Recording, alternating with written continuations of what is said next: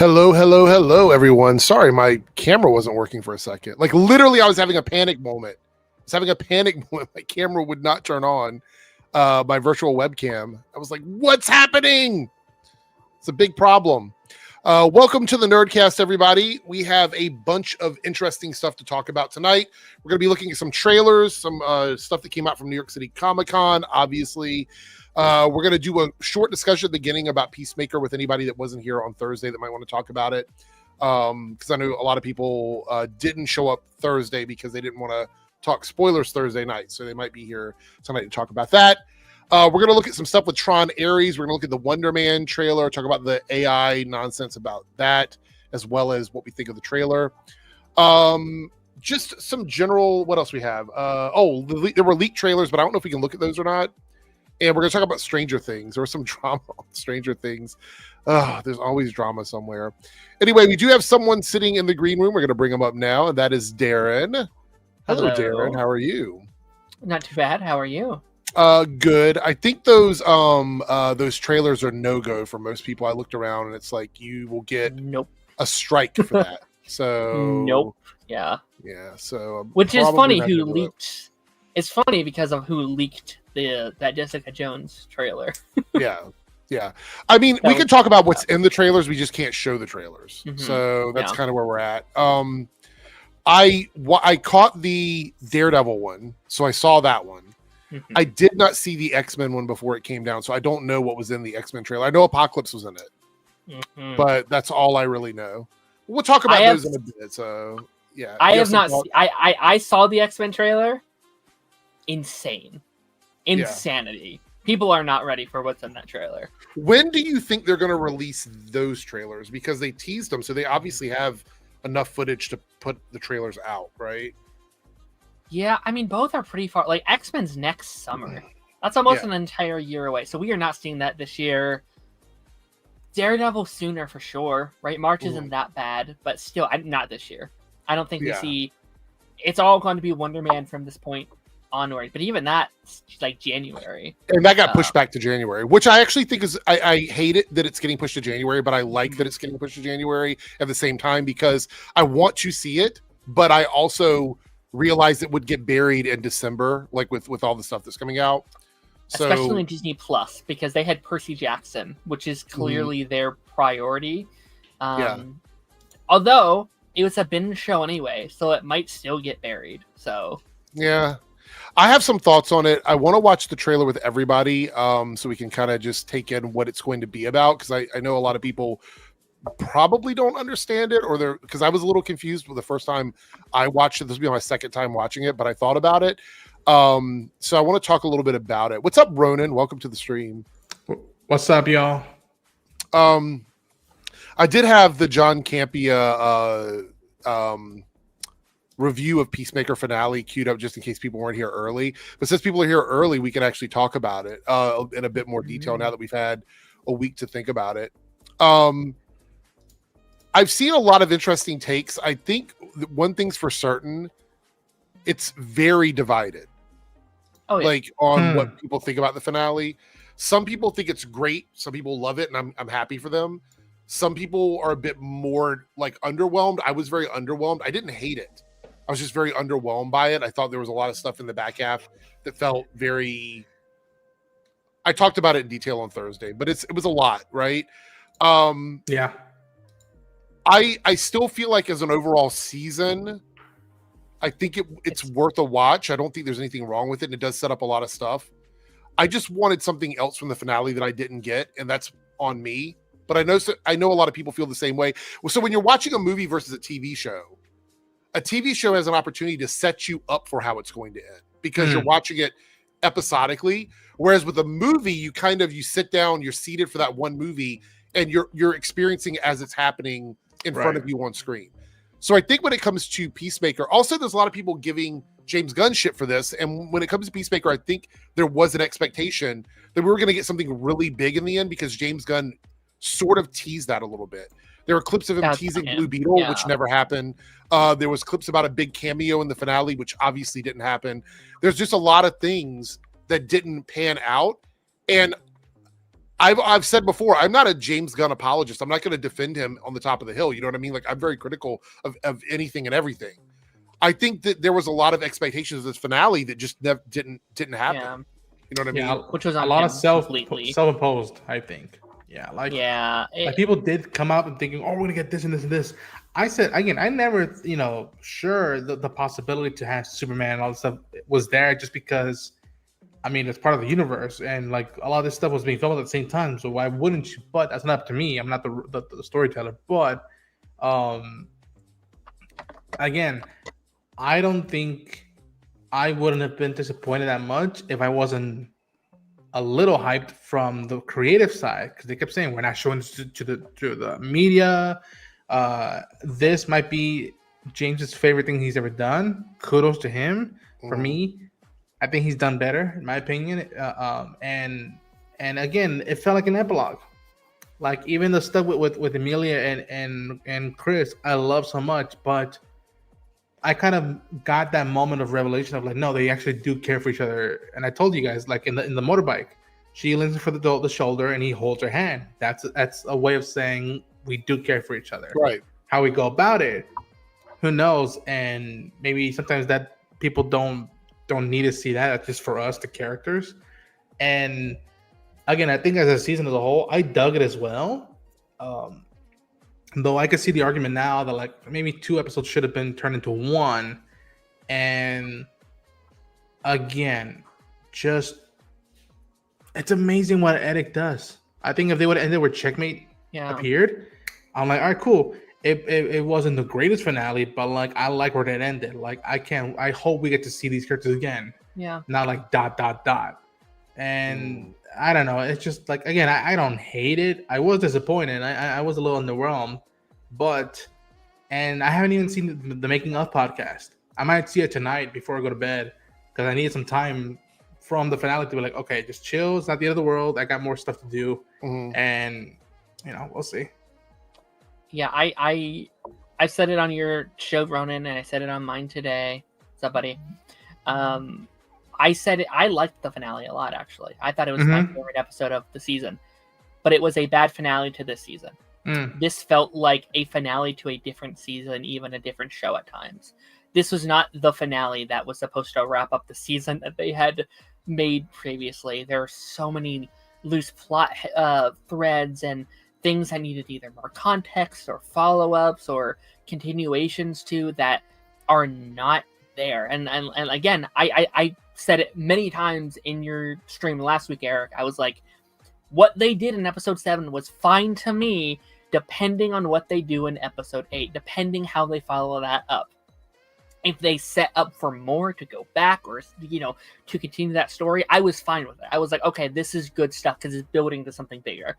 If they abandoned it, then I low-key kind of hate the season for it. I think that's just a huge misfire.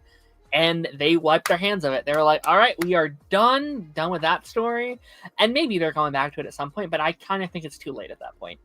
I kind of think it's like, well, you can't. Well, I mean, are we going to follow it up 2 years from now? You know what I mean? Like, it just feels like, what are we doing? There has to be a time jump every time. It's weird. Like imagine you watched like the Flash season 1 and you have this whole this Eobard Thawne story, and then they were like, actually, we're stopping the story to do something else. We're going to continue the story 2 seasons from now in Arrow. It's like, what? No, finish the story you had set up this season. There's ways that works, but the way they did it did not, to me. Like that's absurd to me. So I want to say I'm a little bit confused about the way this universe was advertised to us. And the reason why is I saw this today. Lanterns is connected to the Salvation storyline from Peacemaker. James Gunn says Lanterns is very connected to all of that. It may not seem like it, but it's very connected. As someone that loves the MCU, and I've actually said this in many of my videos, as someone who loves the MCU, I liked the idea that DCU was going to be a little bit more independently designed, where the stories may have a little Easter egg from another show or something like that, or a character might cross over, something along those lines. Salvation to me sounds like Thanos in the MCU. The way it's being like talked about now as this like big concept that's going to affect other shows and other properties.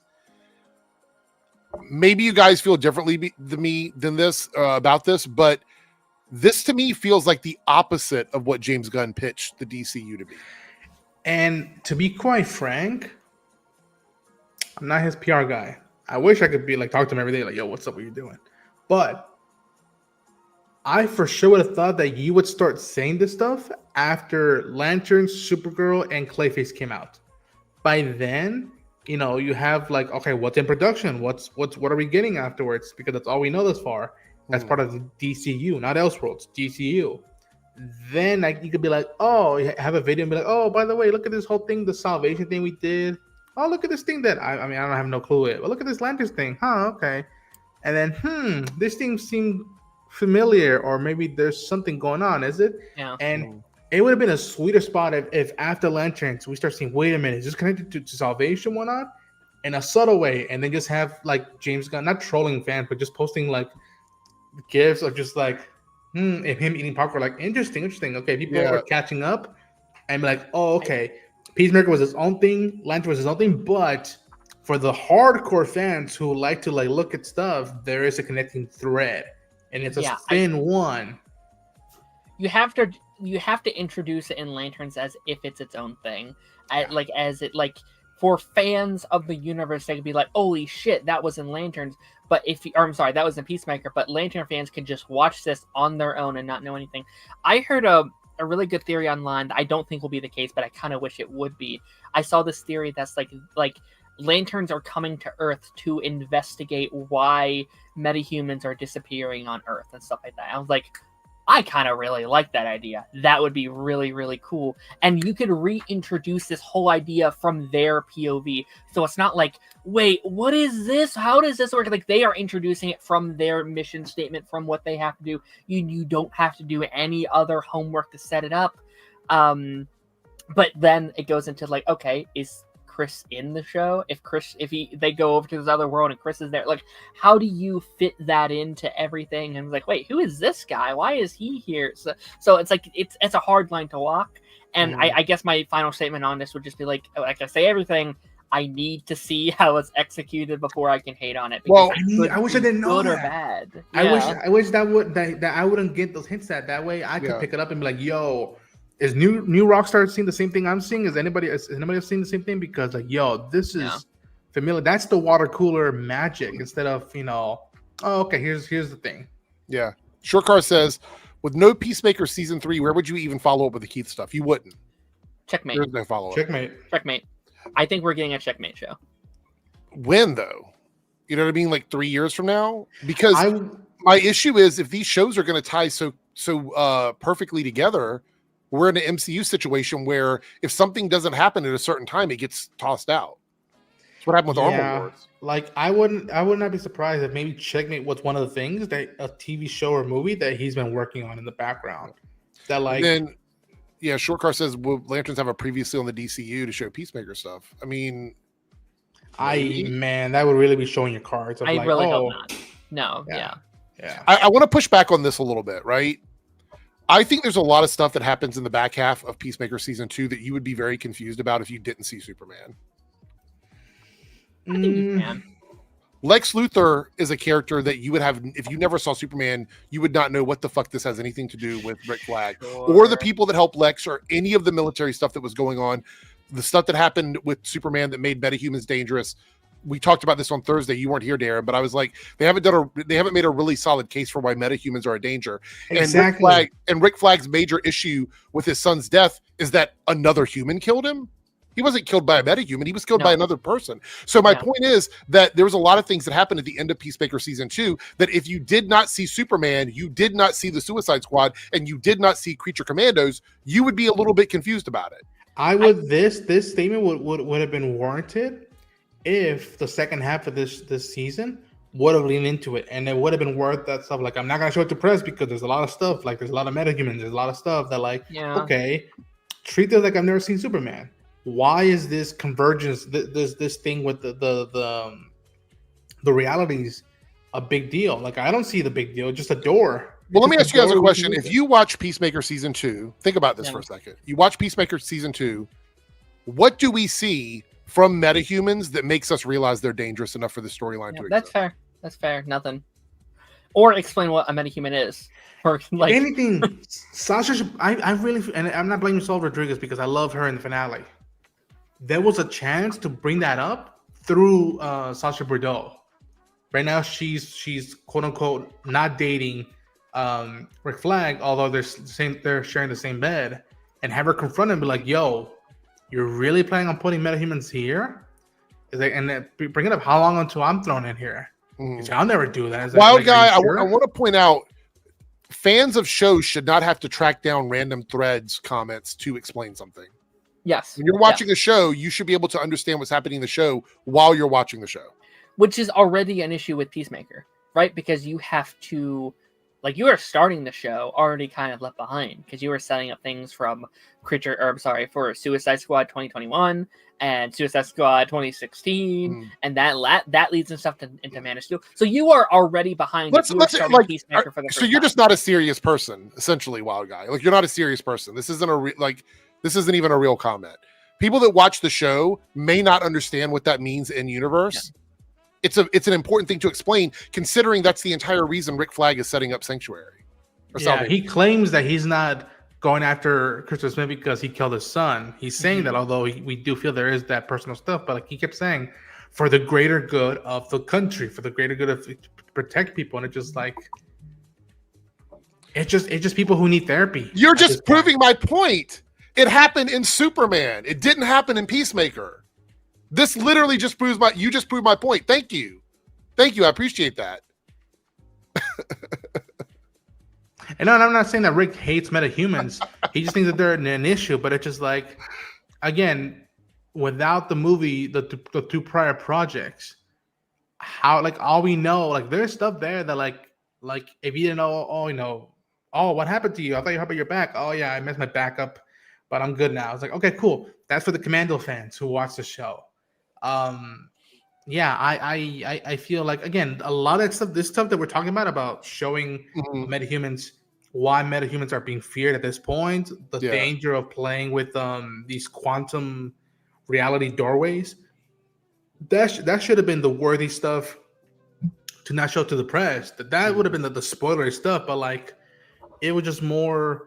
And I appreciate the character stuff, but that would have just been more stuff to lean into of like, okay. I mean, we should have had a metahuman threat as a subplot in Peacemaker season 2. There should have been some sort of metahuman threat. I for sure thought that, like, if they're really leaning in on the dangers of metahumans and if they're in charge now. Drop Earth X. Just drop that storyline and do a either drop Earth X or bring, okay, you brought in Hawkgirl and God Garden in the beginning of the season. Bring in Mr. Terrific and Metamorpho, who are two ones that are powerful. You can even make a commentary about, like, okay, these are the people of color. These are the ones that how they're used now as a threat. Like, it's there. And Donovan, I want to push back a little bit. Rick Flag locked Peacemaker on that world, who is not a metahuman. He wanted to use him as a test. Right. As a convenient test, but he hates his guts. Exactly. So my point is, without some sort of through line from other properties, you would not understand why he makes this decision. You wouldn't get it. And up here, again, you proved my point, Wild Guy. You said the Superman movie clearly stated what metahumans are. Again, if you want each project to be standalone, you cannot explain something in a movie and then go, you don't have to watch the movie to understand the show. Again, proving my point. Yeah. Yeah, I know that. We know that because we're watching all this stuff. And like, but then again, as people who watch television and stuff, there's the building blocks. You're missing a piece to be like, okay, why is this a threat? And that's us noticing stuff. We can quote unquote forgive it because we're following this stuff. Yeah. But like, if Schmo Joe on the street never watched Superman or Creature Commandos, how would he keep up with me, knowing that like some people think of them as a threat? And you, and my point of view, sometimes missing those pieces in the season, that hurts the moments and the road you take us in the second half of the season. like, listen, like we talked a lot about this year about the homework thing and can he pull it off, and I think he will try his best to make these standalone most he can. But I do think the bottom line is simply just you are making a cinematic universe. You can't make it completely standalone. That is a almost an impossible feat. 100%. Like, you are going to be missing some things. You're going to be like, wait, what does that mean? I do think he's going to try, especially in the movies. I think that's where his biggest focus is like, okay, I need to make sure casual audiences still understand this. And then with the shows, that may allow him to be like, yeah, but this is for the super fan, the people who like really, really care. Also, people in the chat defending this, I see a lot of you guys doing this. You're also the ones that were yelling about homework in the MCU, so kindly have a seat. Like, really, I'm just saying, like, you're either okay with it or you're not. I'm fine with whatever position you take. But you can't be mad that the MCU has homework and they'd be like, well, this is, people should understand this and blah, blah, blah. Like, it would be like getting dropped in episode 5 of season 3 of a show and then going, you just have to figure it all out. You know what I mean? I think you can understand Peacemaker without Superman. You are not going to get the full picture, though. Yeah. You are not going to get the full thing. I think it's very similar, actually. I think a great example of this is X-Men 97. I was literally going to say that. I was literally going to say that, yeah. You can go into X-Men. You can enjoy the hell out of that show. That's a great show. Are you going to be missing a couple things? Yes. You are not going to get the full context of what's going on. You're not going to understand completely why it works, but you still can. And aren't there a couple of things that are like, I think it's going to get worse, though. That's my problem. This is the beginning of a bigger problem, right? So if we start forgiving him for this now, it's going to get worse 5 movies down the road. So that's why I can't I can't give him a pass on this. He said his design was going to be standalone projects. It is or it isn't. This isn't a Star Wars situation, because I can go in and watch Rogue One and enjoy it as a movie without ever connecting to anything else, just like any of the individual trilogies. You can watch Visions without ever watching any of the other cartoons. You can watch Ahsoka without watching anything else. And there is flavor stuff in there, but that's not what's happening here. At the end of Peacemaker, he establishes a major plot device that is going to carry over into multiple projects. That's a completely different thing, in my opinion. And like, I mean, I would argue it was over once you announce Peacemaker season 2. Like that as a concept itself ruins the homework idea in general, right? Like that's a whole other universe that you also have to. Like, what is Rick Flag Sr. going to look like in Creature Commando season 2 now? Yeah, you know what I mean. Like, what is that character going to be? Right? Like, what is that? Are we going to have a season 2 without their main character? The Bride and him were the main 2 characters of that show. They're just going to take him out completely. I just don't know. I don't know. Let's get some super chats really quickly. $5 super chat from Naruto. Thank you, Naruto. So would it be correct to say that Peacemaker partially directly, if this is the storyline, it's a direct setup for Lanterns, not partial. It's well, there's a mystery they're trying to investigate. So it's like, okay, what's the mystery? Is it the salvation? If it's missing people, then you know what I mean? And they've also said that this will set up the entire DCU. Like what they are doing in this show is going to set up the main story for the DCU. And then that goes into it further. It's like, okay, so you're going to maybe have to know Lantern, like how, like Superman has to have the writing at a 10 to be able to kind of recap everything in a way that doesn't feel derivative and forced. For you don't have to watch Lanterns or Peacemaker or anything Peacemaker set up. Also, it doesn't matter to me because I'm going to watch everything anyway, so it's fine, right?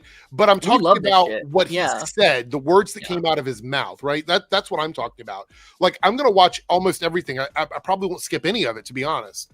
I'm not even too hot on Clayface, but it looks incredible, so I'll probably go and check it out, you know? Naruto, also the $2 super chat. Darren, nice hair. Oh, there we go. Thank you. Like, the only project I could see right now, and the near future that I don't need to really have seen this stuff to like get into that, is Supergirl. Yeah, Supergirl is the only one that like. Do I really have to see Superman to get Supergirl? No, not really. Through osmosis, maybe even the trailer, they'll tell you, "Oh, I'm related to so and so," but that's not what this is about. This is about adventure sci-fi. Well, we also know that if it's taking place off Earth, it's not going to deal with this quantum unfolding chamber stuff. So that's a different story. Which also, I thought it was very interesting that I'm going to read your super chat, Naruto. Sorry, I got on screen. I also think it's very interesting that they somehow figured out how to open a door directly without using the quantum unfolding chamber.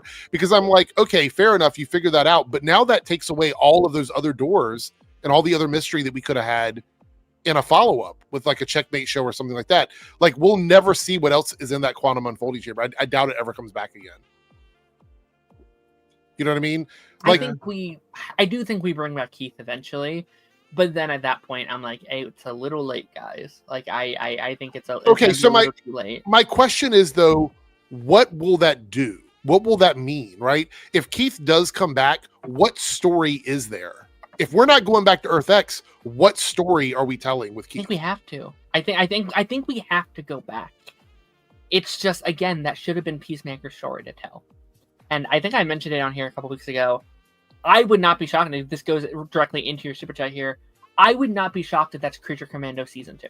Okay. I would not be shocked because they said we will see the Peacemaker cast again before we see them in another season of Peacemaker or whatever. Yeah, because he talked about whether or not we were going to get like a live action thing or whatever. I think we're going to see some of the voice actors coming in and doing dialogue for the cartoon. I worry though that we resolve something for Peacemaker in another show. You're speaking my language, because that was 100%. One of the things I said was I wanted them to resolve as much as they could, considering we're not getting a season 3 of Peacemaker. We might get a season 1 of Checkmate. We might get something in Creature Commandos. That is gross to me. It is so gross to end a season with so many open things that are happening and not knowing if we're going to get a third season. And as Naruto says here with this $5 super chat, Creature Commandos will connect to Salvation.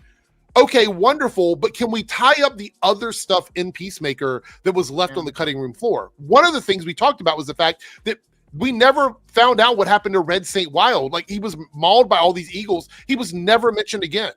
He wasn't important. It was like, what are we doing? He should have been cut. We could have actually done a dangerous metahuman storyline in place of that. So I haven't heard the podcast, but I heard that like 2 elements that James almost did, and apparently he did write stuff of it for the scripts, was he was going to introduce Christopher Smith's mom and Vigilante's brother.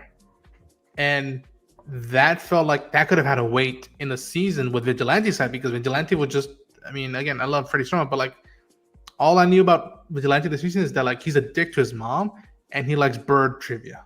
Yeah. And like there could have been we also don't know why he's a dick to his mom.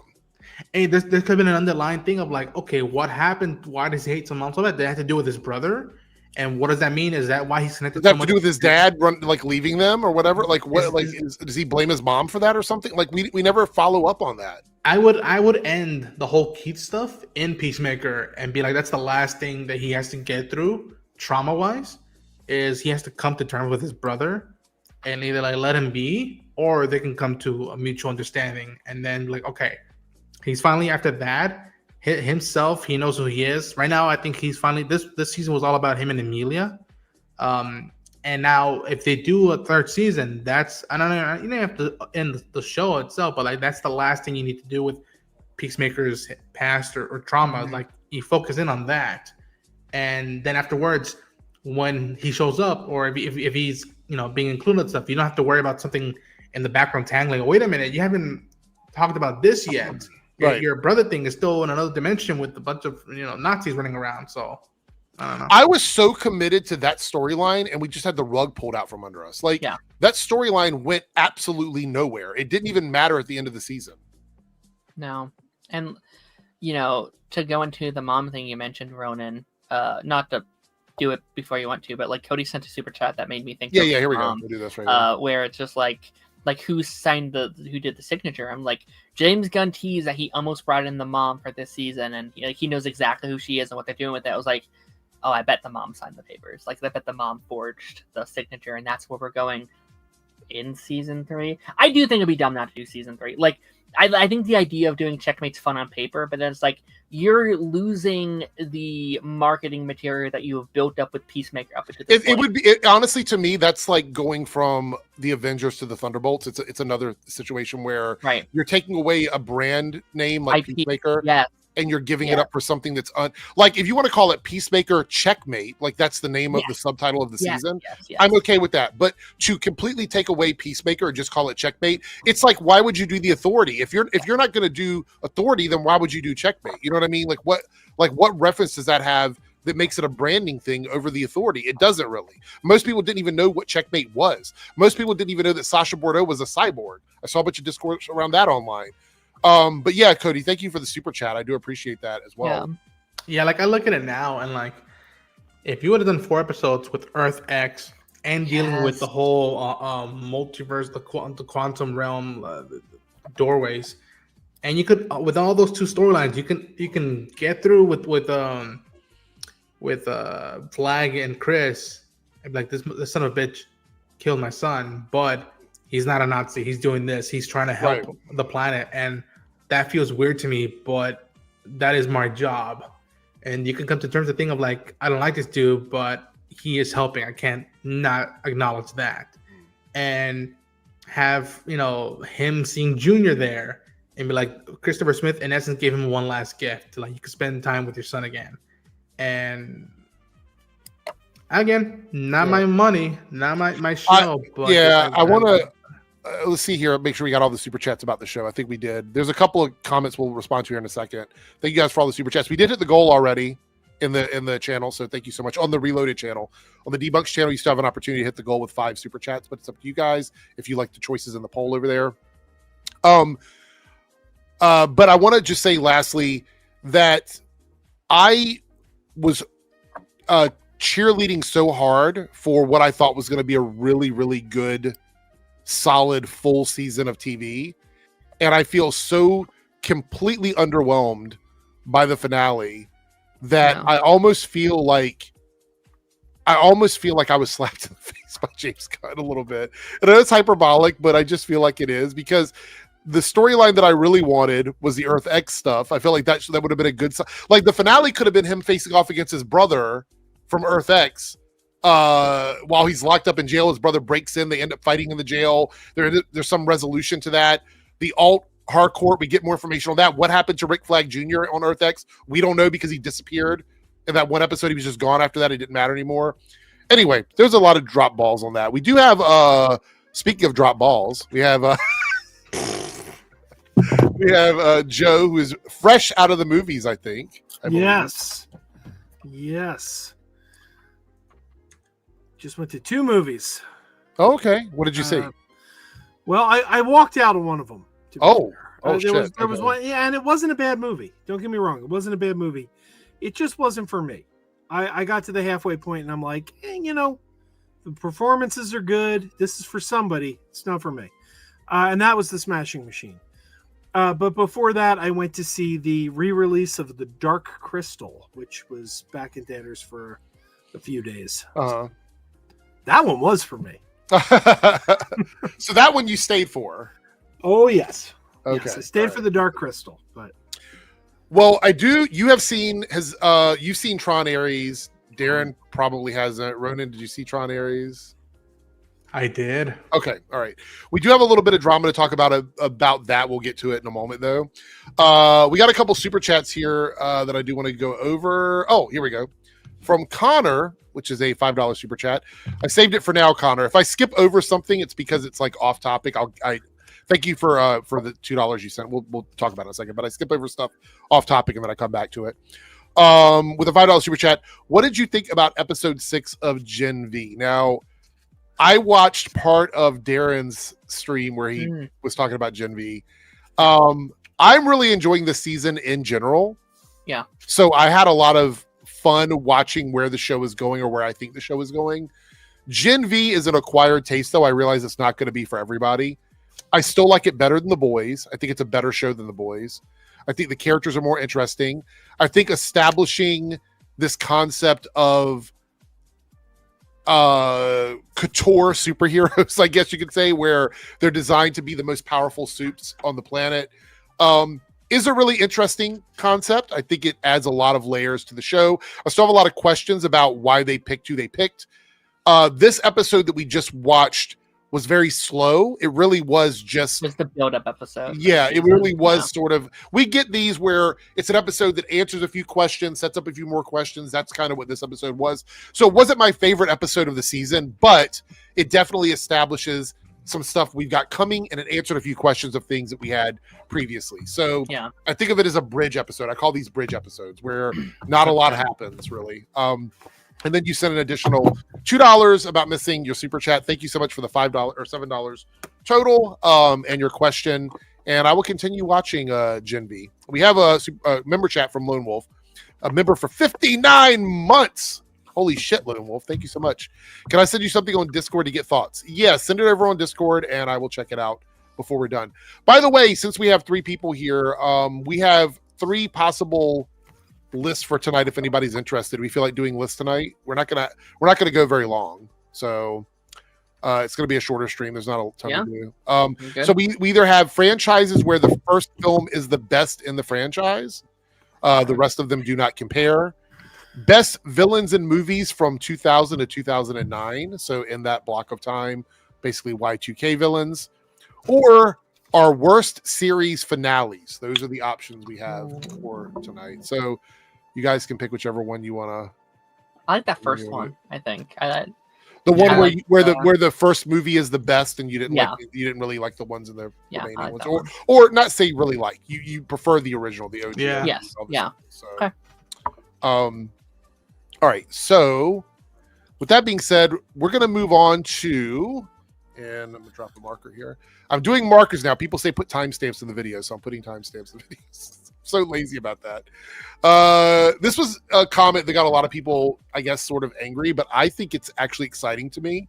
And James Gunn says Supergirl is a space adventure. It's like Guardians. Now, of course, everyone's losing their minds because James Gunn apparently is a megalomaniac when it comes to media, and he can't allow people to do anything they want under his watch. I love superheroes. I love comic books, and I've loved them my entire life. But I am equally, and sometimes even more so, a fan of good science fiction. I love sci-fi. So you're giving me exactly what I want, which is why I love Guardians so much. You're giving me a space adventure with superheroes. So it's literally the best of both worlds. So when I saw this, I was like, sign me up. I'm totally down for this. I was already excited for this movie. If you've read the comic book, you already kind of know sort of what the rails are for the story, like maybe not all of the destinations that the train is going to stop at, but you kind of know where the train is going if you've read the comic book. And if you don't, it is a very exciting sci-fi space hopping adventure, which I like that idea. Is there any concern that James Gunn, from your guys' perspective, is there any concern that James Gunn is going to micromanage this film and it's going to feel like a James Gunn film? Because I don't think that's the case. No. James Gunn. No. Go ahead, James, like if there's one thing that I believe from James Gunn that he's been saying, he's so passionate about the filmmaker's vision. That is his entire thing. And even if I have my problems with Superman or with Peacemaker or with Creature Commandos, I know how strongly he feels about the director making their movie, and he believes that is the strength of his cinematic universe, and I believe 100%. I think this statement is getting so blown out of proportion that it's literally the most like minor comparison. It's like, hey, I made a space adventure movie. This is also a space adventure movie. He's not saying it has the humor of Guardians, it has the characters, has the tone. He's just saying, hey, they're both space movies, like a thing that I already know and I can compare it to. Like, it's so weird, and I understand the concern in some areas. I mean, right now, having a hate boner for James Gunn is kind of in fashion on social media. It feels like everybody's going out at him.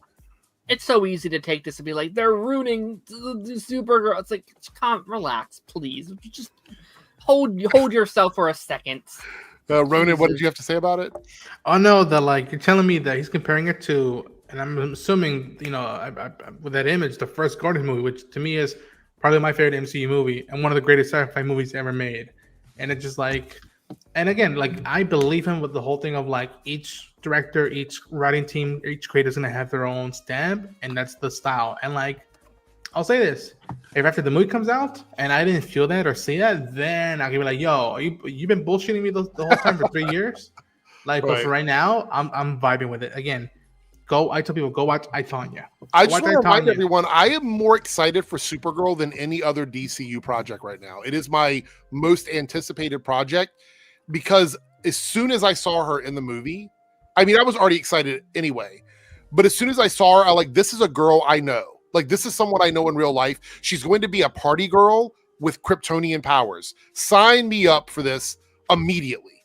I'm so excited for it. Joe, any concerns about this, or is this a movie you're looking forward to at all? Not at all concerned. I have complete faith.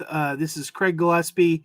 Like Ronan said, I, Tonya is a great film, and really underrated film that he made, Cruella. Cruella is one of the best live action Disney movies. I love that movie. Great. Love it. Yeah, no, this movie is in good hands. Now, I do think there needs to be a lot of humor in it, because my concern when I read the comic, and I did read the comic, is that this is a little heavy. It's a sci-fi space adventure, and it's kind of dark.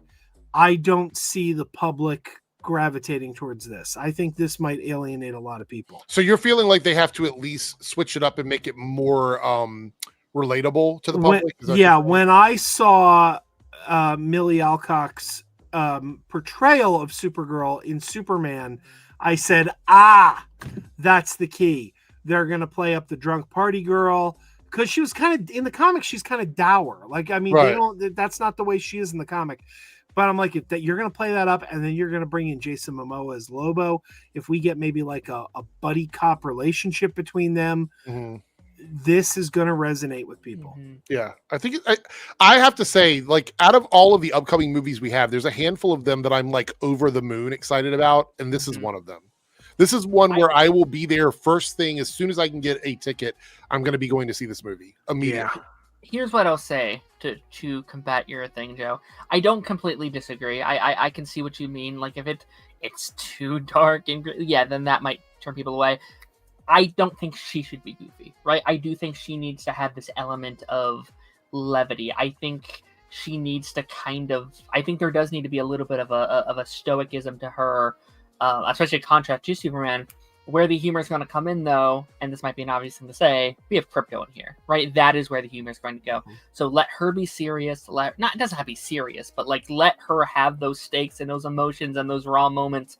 But then you have like crypto flying and chasing around a space squirrel or something.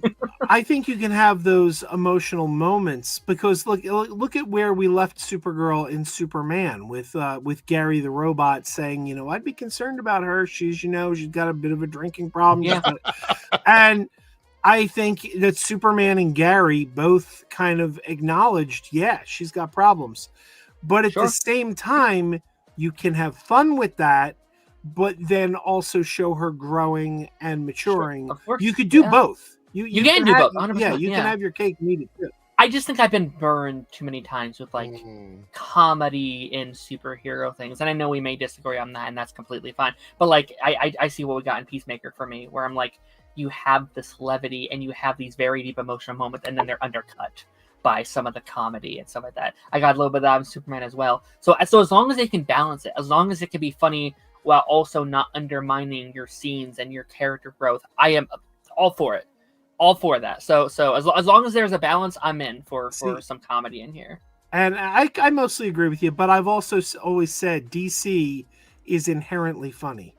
DC comics are inherently funny, with the exception of Batman and Vertigo, like maybe like Swamp Thing and Batman and Preacher.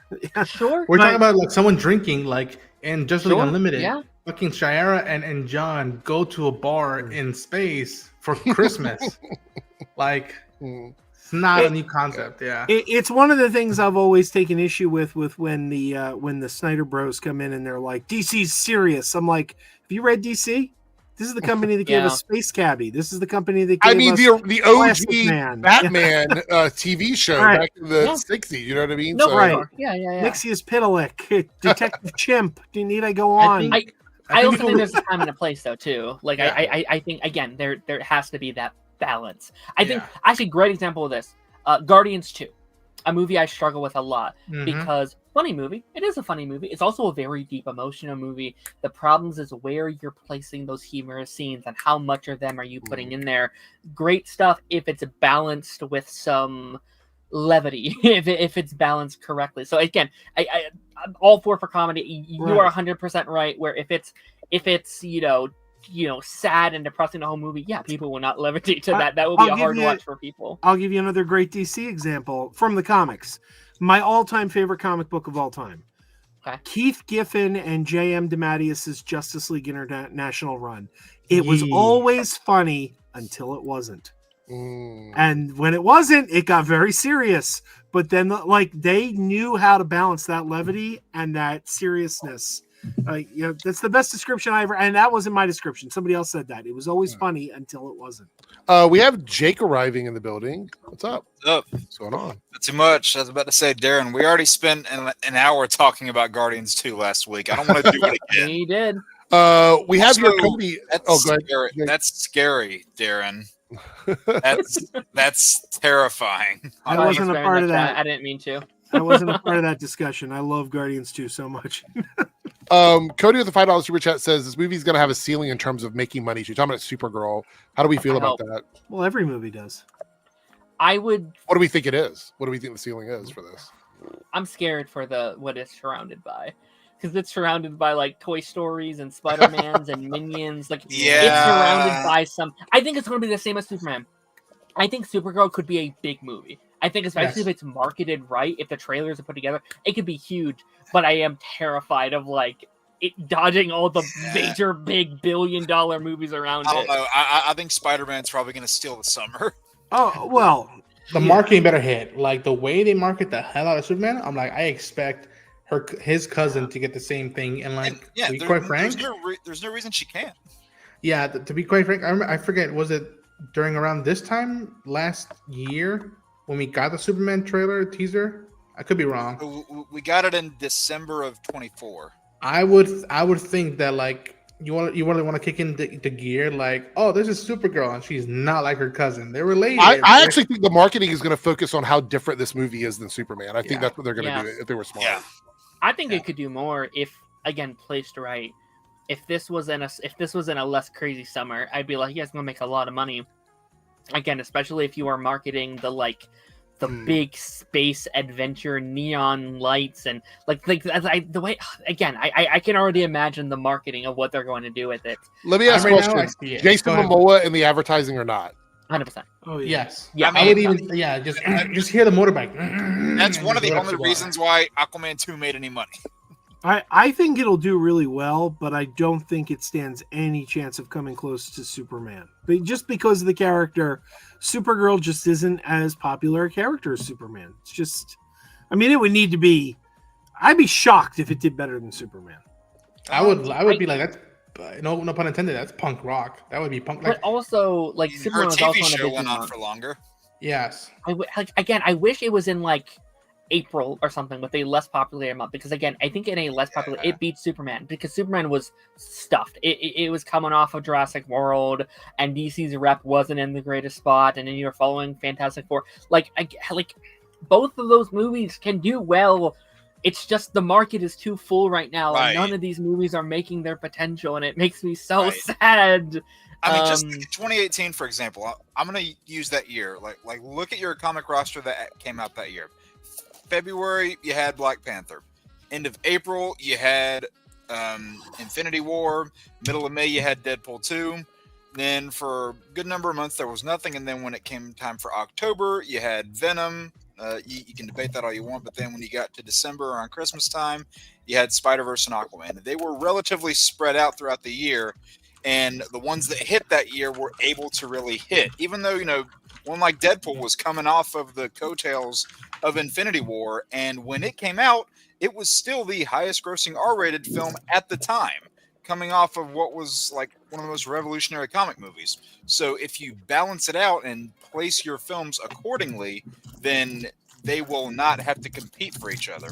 Oh yeah, Ant-Man also, which, I mean, that didn't flop. It was still, it was still a profit. People don't look on it as high regard now, but or to be honest, I don't even know if they did then.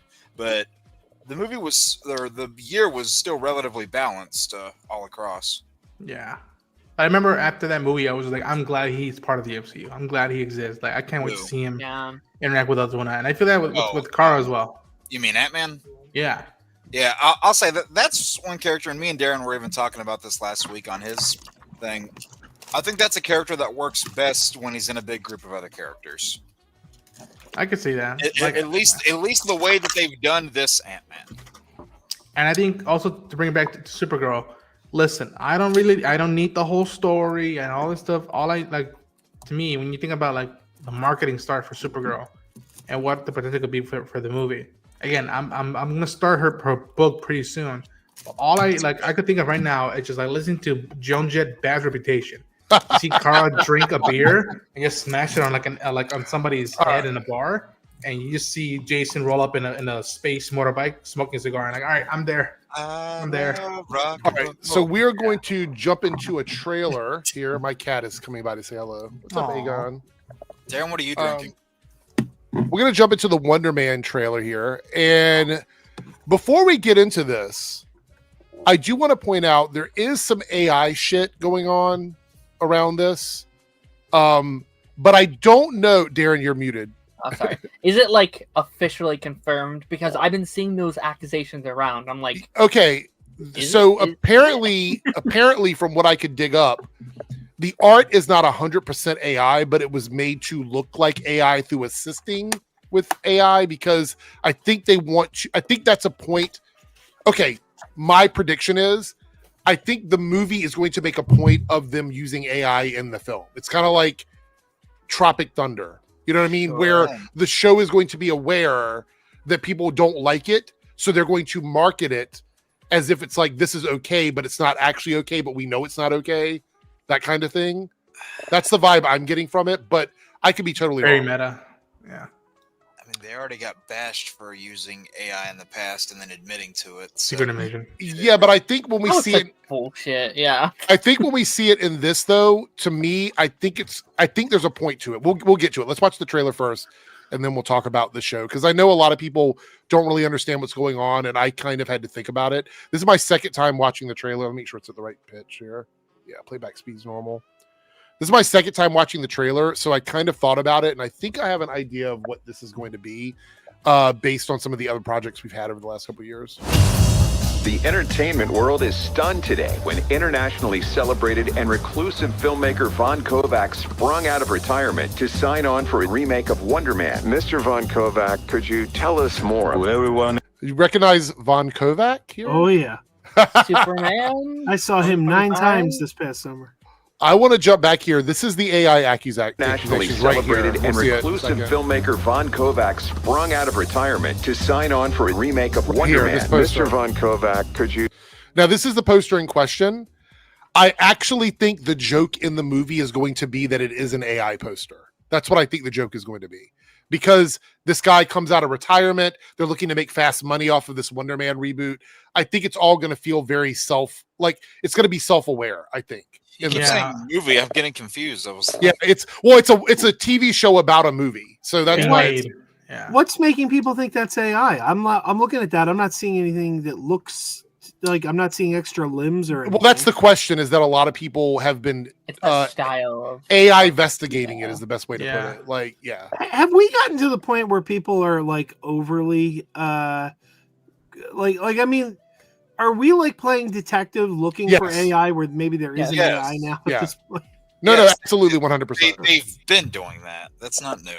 Yeah, so we don't know, but apparently, according to several different articles where I looked it up and it seems like it's legitimate, even though there's no named sources, the artists that worked on this said that these were actual things that were made by artists, and they went over it with an AI filter to make it look more like AI. So I don't know if that's true or not, but that's what I've been reading. So tell us more. Everyone is tired of superheroes. There is an opportunity to reimagine a whole genre of storytelling.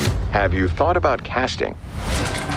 So, what's this big audition you were talking about? It's a huge opportunity. I'm auditioning for Wonder Man. Did you hear about Wonder Man? I need to be in this movie. Sorry, you crazy. I was born to play this character. Are you serious? Boo, they are already talking to Leo.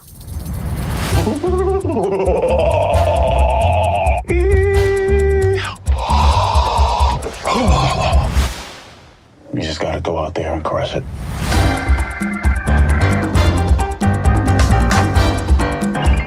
What's wrong? I'm trying to come up with a backstory for the character. Well, trust the words. Just show up and say them. That's not my process. Well, your process can go blow a spider. The guy's killing it in there, bro. Where have I seen him before? Pretty sure he used to be a terrorist. Oh my God. Next! You can slate whenever you're ready. Simon Williams, reading for Wonder Man. Listen to me, Simon. The callback is happening now. Just be normal. Normal man. The breakdown is go method. Come in. Mr. Kovac will meet you in the living room. So you are here to meet Von Kovac? Mm-hmm. Hello, everyone. I want to explore the place between fiction and non-fiction. That's tight. We are going to make the last movie on Earth. No one will have the balls to make another. And action! Any news from Von Kovac? There is news. You'll be the first to know. Unless you call me again, in which case I will never tell you.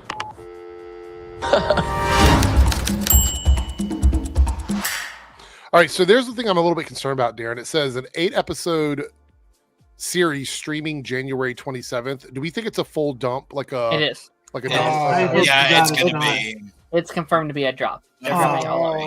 Boo! You know, this works. This would work so well as a periodic drop because, you know, it's sort of got that similar meta style as something like the early episodes of WandaVision. Mm-hmm. And that's like a way that you would build anticipation by dropping those things each week. Yeah. I mean, granted, look at what just ended. Would people have been talking about Peacemaker? No, Peacemaker would have been forgotten if it would dropped all at one time. If they dropped it all at once, it would be like boom, there and gone. But they At kept least- talking about it for weeks. At least do it 2 episodes a week. If you really can't do one, do 2 episodes a week. Like, Yeah. fuck, man. So what I get from this, and guys, tell me if I'm wrong. I think this is going to be a TV show about a movie being made in the MCU universe. So like the MCU exists in this world, but this is just Hollywood in the MCU, like how that process would work.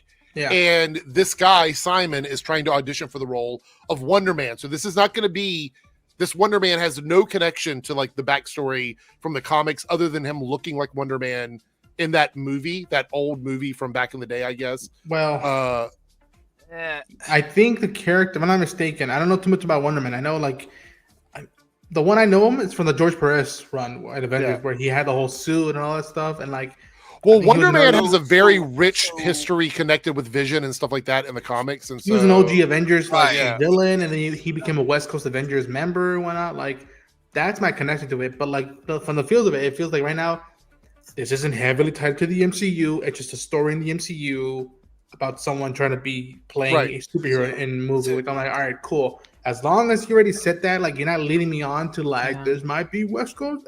Like, just let me see this. It looks fun. Yeah. And from the art stuff, if it's intentionally used as AI to talk about that stuff, cool. But if that was just a lazy move, then we still have artists who make exceptional art. It's Marvel. It's literally Marvel. You have access to some of the greatest artists in the world. Like the Fantastic Four. The most recent example I can give is when the Fantastic Four First Steps came out. They were giving away these trading cards at these Regal cinemas, and it was drawn. These were hand drawn like pieces of art from an artist, a Freeman called Paul Mann, and he does retro paperback art style. And it's like, you tell me you can't find anyone who can still draw old school pulp art for this show, and like how much that could be celebrated. Like, but again, if it's an intentional discussion within the show, then game on. Then game on. So I would prefer Sorry. Go ahead, Jake. Go ahead. Just to give somebody a little bit of context for like people who aren't familiar with Wonder Man, he is kind of like Marvel's Booster Gold in a sense, to where like he's that hero that's trying to get the fame and the glory side of things. He's got a little bit of egocentricism there, not in the power sense is he like Booster Gold, but or not necessarily being from a future timeline, but like all about like the recognition, the fame, the branding, that sort of thing. And even if you go back to something like Civil War, he was pro registration, always rehearsing for commercials, being kind of an idiot, that kind of Poster thing. boy. Yeah, a little bit. And his powers are kind of he has like a bunch of different abilities. You know, he's got like ionic blasts. He's essentially a mix of Superman and Martian Manhunter in terms of abilities. He's got like the nigh invulnerability, the strength, the flight. I mean, unlike Booster Gold, I think Wonder Man is extremely more powerful than Booster Gold, though. Like as a character. Right. No, yes, as a character, he's way more powerful. Which is why I said in terms of abilities, he's got like the strength, the nigh invulnerability, and the flight of Superman, but he can also phase through matter like John Jones. But from a personality sense, he is very much like Booster Gold. Yeah. I also want to clarify, because like I even had this thought when I first saw the trailer. I've been seeing a lot of people on Twitter have this, and even in the comments right here, being like, "Oh, it's not a superhero show. It is a superhero show.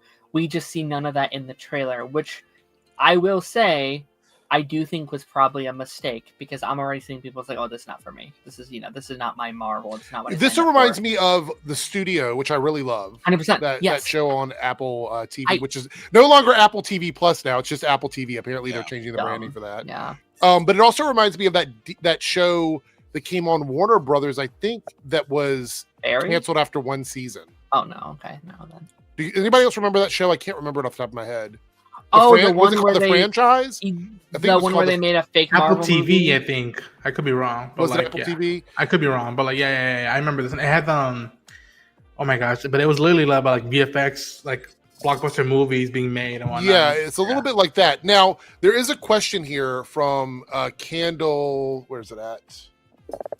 Candle's right here, who says, so he's not getting Wonder Man powers. I actually think he is. And what I'm saying is when the director's like, I want to blend the reality of fiction and nonfiction, I think he's going to try to make a movie where he gives someone powers to be in the movie. So then it's going to cross over into like what The Boys is, like where the actor actually has the powers that are portrayed on screen. Yeah.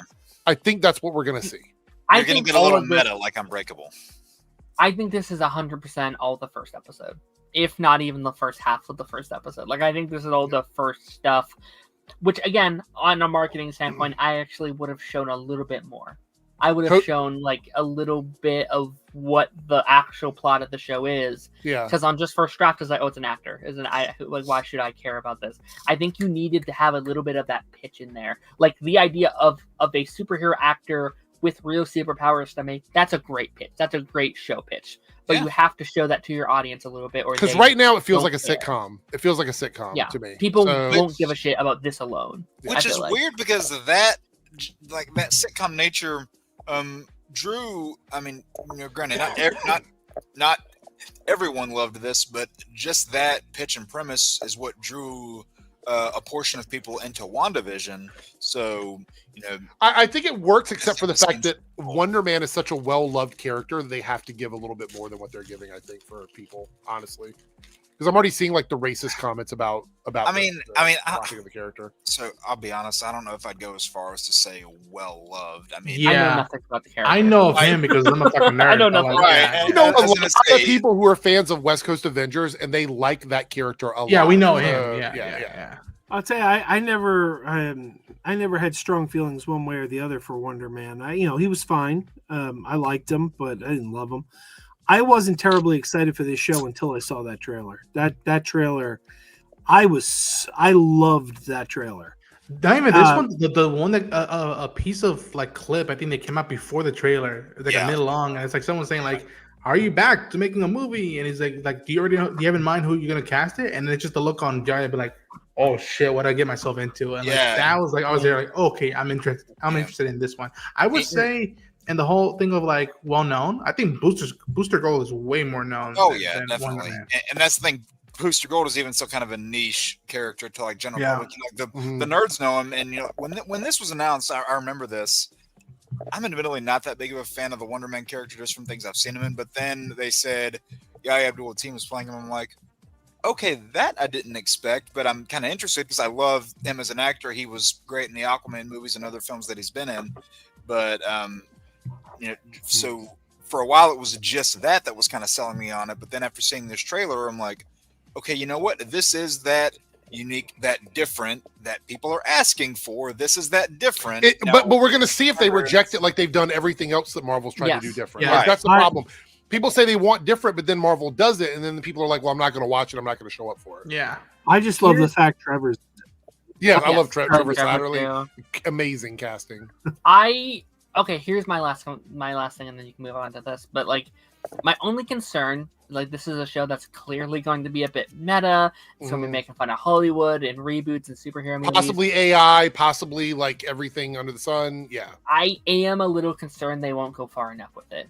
Because they are the studio that are doing all these things they're making fun of. Superhero fatigue is something they're bringing up in the show. So I fear that they are only going to go half-assed because they will not make fun of themselves. They're only going to go halfway with it and being like, I would love it if they kick the shit out of themselves, because then the chuds can shut the fuck up. Because if they do a Deadpool Wolverine thing where like they literally said, okay, fuck you, Fox, I'm going to Disneyland, like, or stuff like that. Think about the self-awareness they would have. Yeah, self-parody. Yeah.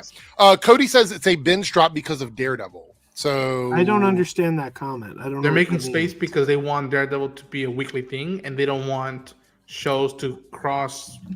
They have this. Disney Plus has this weird thing where they will not overlap the properties with each other. They just won't do it, which is fair.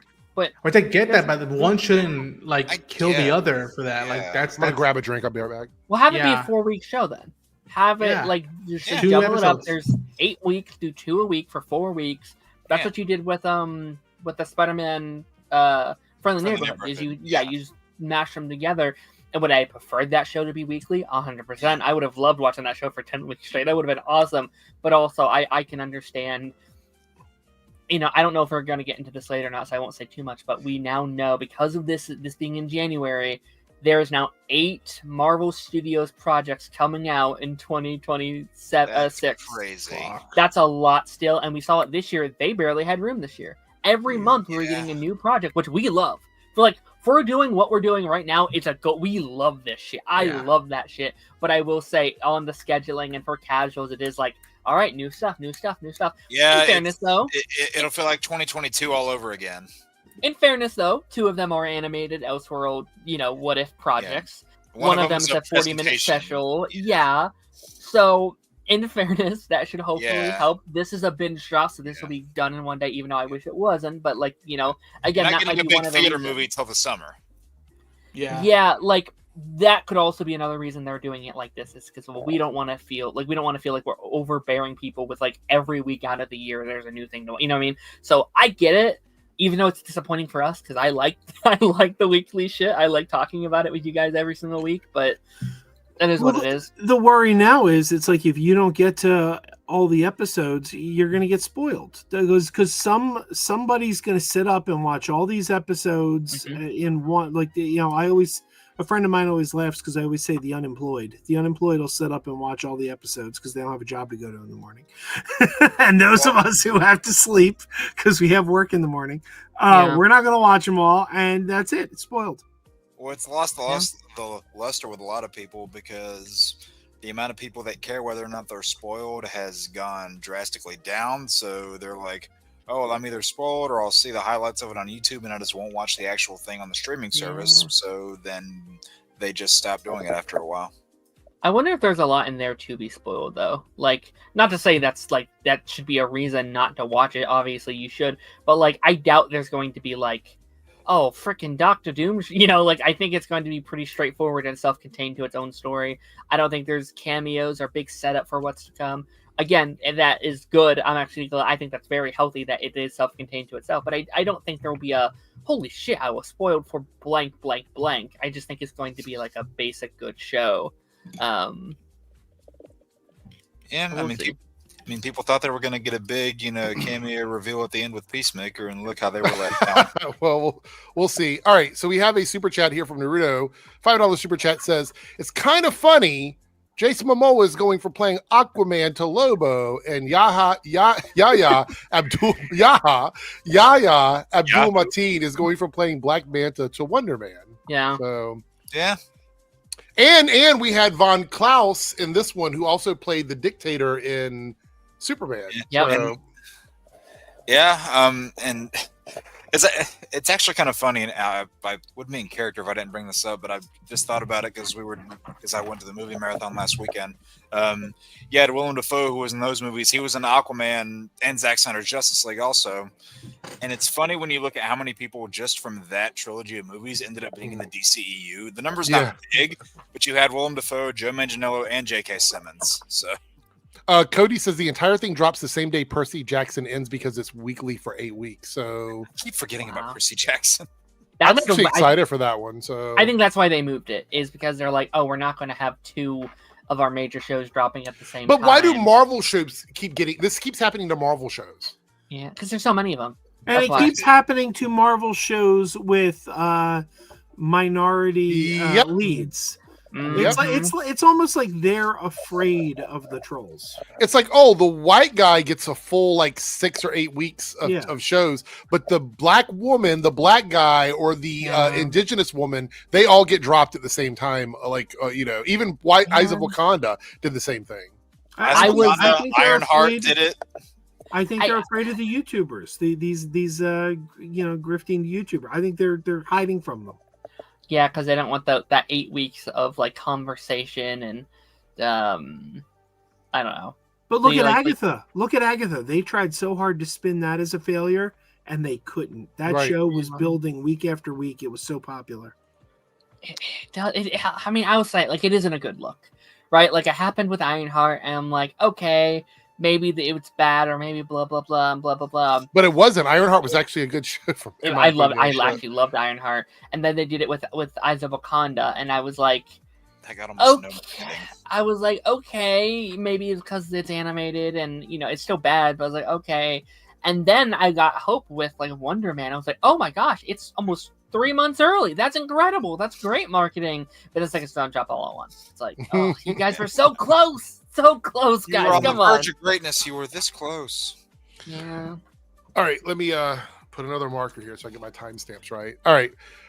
This is another thing I want to talk about for anybody that's already seen it, because I want to get some feedback on it. I can't comment on the quality of it, but I can just comment on what I've been seeing online. Tron Ares underperforms and earns only $60 million on its global box office opening weekend. Now, I have seen little bits and pieces of this. I will say the clip that I saw where I'm like, I kind of want to see the movie is the one where you see Ares riding the cycle, that scene, because it looked so much like the original film. And I'm like, okay, this scene looks really good. And then I heard some stories about what the movie's about, what the setup is. And look, I don't like Jared Leto. Jared Leto gets under my skin. And I think that's the big thing, is a lot of people just don't like Jared Leto, right? I understand that. But what do we think about this movie? I don't want to say it's completely done, because we know it's still got time to be in the box office. We don't know what the rest of the run looks like. But I would even say that Tron movies in general, especially Tron Legacy, didn't knock the doors off of the box office. You know what I'm saying? But it is a very what about the Tron Uprising, the animated series? Did anybody watch that? I watched it. How was that as a show? Because it's okay. It's not bad. Right. I'll tell you, I retroactively like it less now that I know that what's his name? Doomcock's buddy that looks like Mr. Clean. Pasha. He was a writer on it. Knowing that makes me like it just a little less. Cameron Pasha. Sorry, I couldn't remember his name. Yeah, I mean, listen, as someone who does not like the Tron franchise that much, or is not really invested in it, I kind of called this a couple years ago. I don't mean to piss off anyone who loves this fandom or franchise. Please, don't let me take anything away from you. But this was announced, and I remember thinking, is there a fandom for this? I know obviously it has its fans, but does it have enough of a fandom to carry bringing it back? Because Legacy didn't do very well, and the movie before that was the 70s, wasn't that it? 1982, the best year for movies of all time. 80s. Okay, yeah. So it's been a while for that one. Tron has never been a big box office savior, and then you add Jared Leto to that mix. That certainly does not help. I know many people, including myself, it's Maybe I would if it wasn't for Jared Leto. They already are having a field day. I've already seen video after video after video about this. And then, like, also you add to the reviews as well, right? Reviews, say what you want about, Rotten Tomatoes and stuff like that. That does play a factor. If a movie is just, if there's not hype around it, and reviews tend to play a role in that, it will do better than if it came out and it was like 100% on Rotten Tomatoes. It's great. It's a must see. Most of the things I've at least seen for it was like, it's okay. So it's tough. So I want to give a shout out to a tweet I saw from you, Joe. Here, we'll share this on screen. Where you said the film is better than Tron Legacy. So you liked it better than Tron Legacy. Absolutely. And I love Tron Legacy. But this movie is a better sequel to the original Tron. This movie honors the original Tron because the 1982 film is still the best of the three. Right. And this one is just a much better sequel to the original. It's kind of everything a Tron fan could want. I'm not a Jared Leto fan either. I hate Jared Leto. but here's the thing. I hate Jared Leto, but we can't deny he's a good actor. Guy's got an Oscar. He's just kind of an asshole, right? He is an asshole. We don't like him personally. But does he give a bad performance in this? No.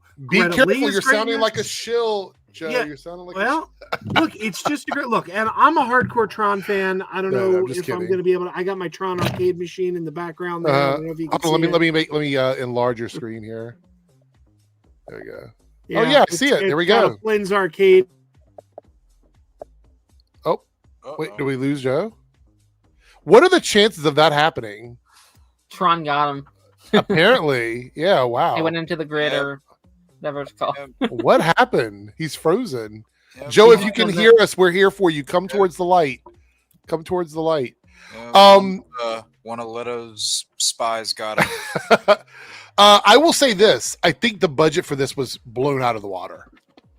Like almost $200 million for this movie. I mean, look, it's got a lot of special effects, but that's really one of the big things bothering these films now is these crazy budgets. That freeze frame is priceless. Look at that. That's great, yeah. I'm kind of, and I don't think it'll matter that much because in that one he's be covered in VFX and makeup probably, but he's also in He-Man next year. Oh really? He's Skeletor. I forgot about that. God, yeah. Which pisses me off because I want to be excited for that movie. Look. At least his face will be covered up in prosthetics the whole time. See, I don't know. I love the He-Man cartoon. I still have the DVDs that I got of that somewhere. And that was just one of those cartoons from that time. Like whether you're talking, He-Man, Transformers, Thundercats, I ate all that shit up. So I don't want to go into this movie with reservations, but I mean they're kind of making that difficult. I will say this though, I think we're going to see now that a lot of these movies have come out from Disney and some of these other studios where the budgets have been a big factor, we're going to see slowly like a pull back on budgets and trying to create films in a way that feels like it's going to be able to make that money back for the studios, if that makes any sense. I feel like that's the direction we're going, and I'm okay with that as long as you're not compromising the integrity of the story. I don't care if you cut corners other places. Just make the story good. I think Lilo and Stitch this year changed everything when they made $1 billion movie on $100 million budget. Yeah, a budget that was meant for a streaming service. They are now going to see that and go, oh, we can do that for all our movies. And I think what will happen is retrospectively, it'll actually be a negative in a couple of years. It's like now our movies look like shit because they're not giving the movies the budgets they need. Instead of finding this happy medium where it's like, give them what they need while also not losing your mind and giving them a whole like kablunkel just for the sake of having, because I think that's what happens. It's like it's not we need 200 million because we need it. It's here's a bunch of money because we have the money and you can just like I think there needs to be a balance there. So I don't know if you guys are still talking about Tron Ares, but yeah, I'm a 180 from Joe. I think Tron Legacy is better than Tron Ares. And listen, the elements in there can make it work. It's just the way they went about it. It just felt like I didn't really care for stuff. Like at the very least with Tron Legacy, yeah, that's a follow up to a cult classic movie that didn't really do well. But at least he had something in there where it's like, okay, the son trying to find his dad, and how much that affect both of them, and what does that mean of like what's really worth it, changing the game, or what do you think is imperfection or perfection? And like, man, listen, there's a lot of great stuff. I kept watching it, and I was just like, oh man, if only this was a highlight. You don't need all this stuff. I don't know if you guys are still gonna wait for it to go watch it, but like, there's literally something in it that I'm just like, what was even the point of casting this person? And it breaks my heart because I'm a fan of this person. Mm-hmm. And like, thank God Nine Inch Nails did the music, because it was something to like clutch into the screen besides just the visuals. But then again, I look at Tron Legacy and like that feels more slick in a lot of ways, more stylized, and it's most of it's really like they actually shot it in stuff. They just enhanced it with VFX. And I think Daft Punk's score is better than Nine Inch Nails' Tron Ares score. Yeah, it just funky, man. And I like Tron Legacy a lot. As a kid, I tried watching Tron. It just was like a little boring. Incredible visuals for the times, and like I think like stuff that like built upon VFX writers and people who wanted to get into the industry. But you know, to me, even now that like this one, you know, I always thought like just follow Legacy. There's stuff there to like continue a third film, and they didn't do that. And then they allude to stuff, and it's just like, well, what was the point of alluding it if we're probably never gonna see it? And the title's Tron. We don't get Tron at all. The character is something. I heard about that. Anyways. All right. We got a couple super chats here. Let's look at these quickly. Joe just disappeared. Not sure what happened. The grid, man. He went to the grid. Guess he got him. Yeah. Let's see. Lone Wolf here with the $5 super chat. Cody Leach intro to his review of Tron Ares killed me. He started with saying longest music video ever. Does that sound right to you, Ronan? Yeah. I mean, again, there's stuff in there that could have worked. I think Greta Lee could have made a great like new addition to the franchise, and I'm a fan. And I you know, what she was given, what she was able to do, I appreciate it. But it's just that like some of this stuff was just like, what was the point of bringing it up? Especially after the work that Legacy had done, it's just to continue on and then build upon that. You don't have to completely ignore stuff and just bring in a new element to it. And yeah, in some regards, yes, some regards, no, because there's stuff to like I did dig, but as a whole, I'm like, man. Do you think we're done with Tron? Do you think this is now a dead end? I don't know. I really don't know, because in 20 years we might get a new one. Yeah, they're like, oh, let's try it again. Let's see if we can make money this time. I don't know if we'll get Sam Flynn and Cora, which I'm like, there's a story right there. There's so much you could this fascination you could do with those two characters, and like, I mean, they could do another movie. I mean, so we got Tron Legacy, we got Tron Ares. What if they want to do a third one called Megatron? Wait. We have here Cody chiming in with a $5 super chat. Legacy was Joseph Kosinski's first movie, and it's so good. Mm-hmm. Came in swinging. Yeah, I mean, like I don't know if I'm going to go see Ares at theaters. I hate to say this, I probably won't because of Jared Leto, but you know, I have no idea what that's going to look like in the end of it all. You know what I mean? I still never saw Legacy. Okay, so I want to chime in on this here because I think it's really important. Let me create a marker. I agree on that. Naruto here with the $5 super chat. Did you see that Disney revealed today that Rise of Skywalker costs $593 million to make?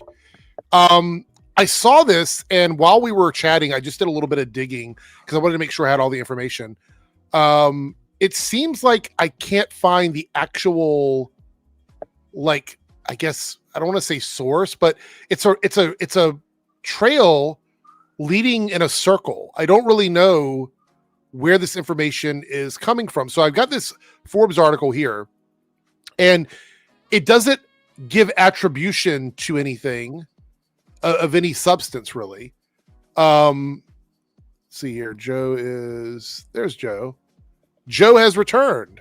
Hey. You still can't see it. I moved my monitor and it pulled the plug out of the back of my computer. Oh, I was like, what happened? You froze. It was very weird. But as I was saying, fantastic movie. Go check it out.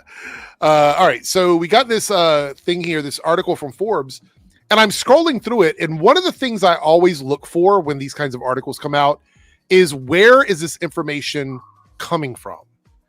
And I'm scrolling down here and it says Disney has today revealed, and there would have been a highlighted text here if there was a linked statement from Disney, but there's not one. Disney has today revealed the total cost of 2019 Star Wars Rise of Skywalker came in at $593.7 million, making it the third most expensive movie in history. And there's more stuff here. You'll notice there's no hypertext here linking to anything, right? There's nothing. I go down here, there's more stuff here, no hypertext. I get down here, no hypertext linking to anything, right? Nothing. The first link you see is here, which is Entertainment Weekly. Now I clicked on that, and that is an article from 2019. So that doesn't count for this. Let me go down here. There's another hyperlink right here. This is from 2017. Okay. Go down here. This link, the told link, is 2024. Right? So there's no link in this article that leads to any sort of attribution for this information. So where did Disney make this statement? Can anybody in the chat tell me where Disney made the statement? Because this is the only article I can find other than like a UK article about some tax incentive they gave to Disney. That's it. So I want to know. I'm not saying they're lying about it. I'm just saying when I read these kinds of articles and there's no link to any sort of like, this is where the information comes from, or we interviewed this person. When that's not there, I get very skeptical. The credibility suddenly goes whether down. or not it's real. The credibility suddenly goes Where down. is revealed in the first paragraph link to? That's the tax credit thing. I'll show you here. That's just the tax credit thing where they mention a few different movies right here. UK taxpayers contribute to the 89 million to the most expensive movie ever made. This is just talking about Jurassic World Rebirth and other movies that get tax credits. So that's all that is. There's no link to a statement from Disney that says that they said this. So where does this come from, guys? Anybody know? Well, someone's saying they said it, so they must have said it. Kidding. I mean, I would love to break this down and talk about it because I love doing this. I love, debunking misinformation. But yeah, right, so right here, I couldn't find a link to it at all. It's just a Forbes article. That means that we have no idea where this information came from, and they don't even give like an insider. It just says Disney has today revealed. Where? Who revealed it? Is Forbes losing it? It is. Because they put that stupid Superman article out the other day after it came out that it made $125 million in profit. Then suddenly they're like, no, it didn't. Okay, based on what? You think Forbes is losing it now? Who remembers that stupid fascist Batman article they put out? Yeah. The other thing is that Forbes is supposed to be about business, right? They would know. And in this article, they actually admit this down here at the bottom. I read the whole thing. Down at the bottom, it says here, where's it at? However, the very last paragraph here, however, just as the production generates their income, it also incurs other costs, chief of which are marketing expenses, which are not shown in the financial statements of production companies. Accordingly, if the home entertainment and merchandise sales should be added to the theater takings, the marketing costs should be deducted from them. So they're basically saying they don't know anything because these numbers are not made public. If you go and look at the filings for the fiscal quarters for any of these big production studios, you don't get individual breakdowns of films. That's not how it works. You don't get individual breakdowns of marketing. That's not how that works. You rarely ever know how much money they make off of toys. They don't reveal information they get on VOD unless somebody from the studio decides to come out and say it. These are not public things that come out. All of this is speculation. Forbes, this is a hit piece article. It's a hit piece article. And look, if Disney spent all this money, I would be the first one to be like, that's fucking crazy. That's fucking crazy to spend all that money. the movie made over $1 billion anyway, right? Yeah. I would say that's crazy. But when you make an article like this, it is upon you as an ethical reporter to do your due diligence to make sure that everything you're providing is accurate. And that comes with attribution and making sure that you're linking things correctly. I can't find anywhere where Disney has come out and made this statement. Anywhere. I looked over 3 different articles. None of them connect directly to Disney. So that's my take on it. Who super chatted for that? Thank you for the super chat. It was Naruto. Thank you for that. That's my take on it. Like, what are we doing here? What is going on? All right, so couple. That's what's going on. Yeah, I want to talk about this. Hold on, let me pull this up. Darren, you. Hello. You had some funny commentary about this, but let me find the picture here because it was really funny. We got 2 things we're going to look at about this show, but let's do this. Hold on. Scrolling. I am not prepared. I'm not prepared. Oh, here it is. Okay. All right. So let me do this. I'm scared now. Netflix Stranger Things cast is getting backlash for looking too old ahead of their final season. Looking too old? They are older. That's what happens when you grow up. You get older. That's the reality of it. This is a fictional world. We're supposed to suspend disbelief. It's not like they're out rocking full beard. Like they're not Jason Momoa. You know what I'm saying? Like they're gonna get older. That's the way it works. There's nothing more 80s than having people in their 20s plus play teenagers. Yeah, go ahead, Darren. I was just gonna say I really hate this criticism. Sorry, I just put a piece of popcorn in my mouth. Is that a real picture down there at the bottom? Yeah, is that probably a real picture down there? I'd say probably, yeah. No, I think the criticism with the time gap is a little silly at times.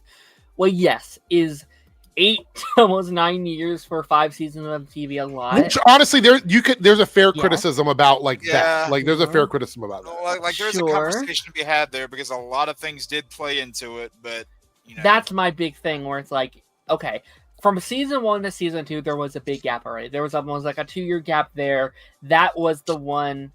Am I wrong, Dick? Was it only 1 year? It was the summer of 16 and then Halloween of 17. Okay. I mean, fair enough then. Then that's pretty decent. From that point, then, you dealt with the COVID and you dealt with the writer strike, and both of those things very much interfered with what was going on. And even before that, you had a tragedy with one of their filming locations where they had to stop for a couple months. Where I can't remember, but it's either season 3 or 4 that starts with like some sort of tribute to mass tragedy that happened. I remember reading it back then. I would have to pull up the article to find it, but I know that was another thing that slowed them down. Yeah, I mean, like, again, like it's really easy to hate on this current era of TV and be like, it shouldn't be taking this long to put out season. And listen, I understand, I truly do. I love yearly TV, but these things, especially on this scale, is unavoidable. Especially when you produce stars as the way you did. Like these after you did those first 2 seasons, these actors blew up, especially Millie and especially Finn Wolfhard. Both of them were booking Godzilla and booking all these other Netflix projects. And I'd say Sadie too. Sadie Sink was doing a lot of stuff. Finn was doing 2 Ghostbusters movies, really. So like they're doing a lot, and I think I am glad the show is ending, for we can finally all right, it's out, it's done. You can shut up about it taking so long to come out.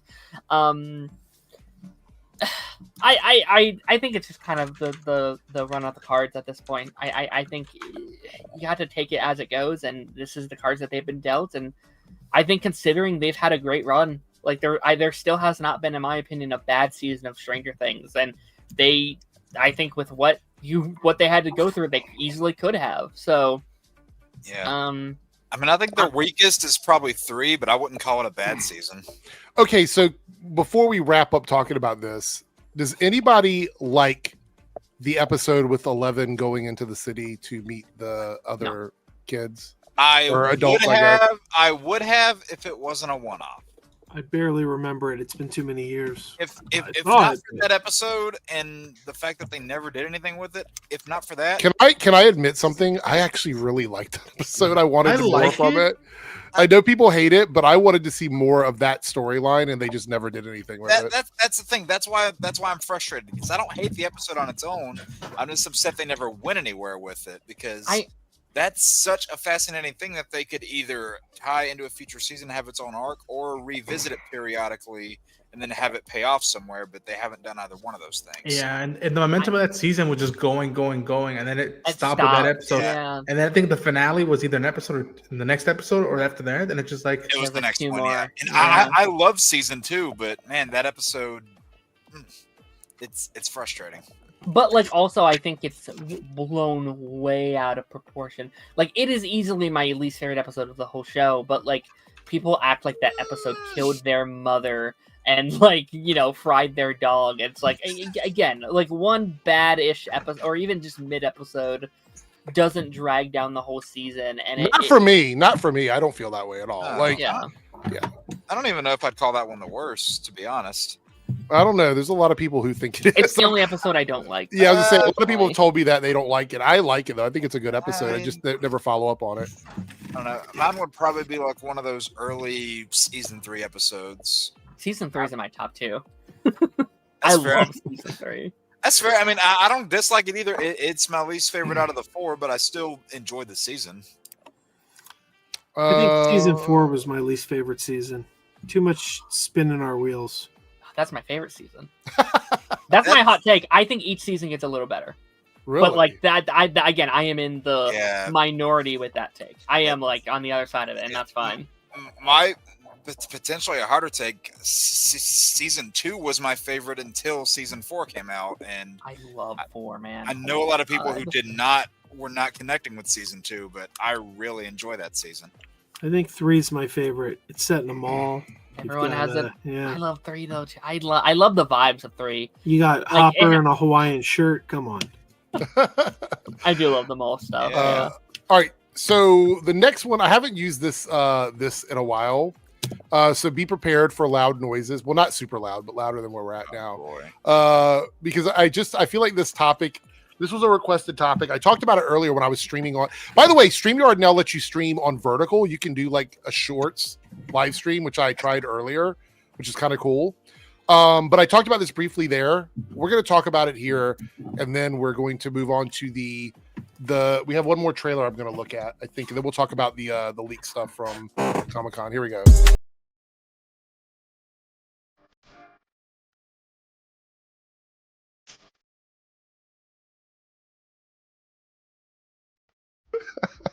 You said that was loud. Well, it wasn't super loud, but you know, people always complain. Anyway, I made that for a while because I'm like, any topic that's super edgy, I was going to throw that little graphic up. I'm very bad about using all those little things that I have created. Anyway, all right. So this is about J.K. Rowling and a Harry Potter project that I was not aware of. I didn't even know this project existed.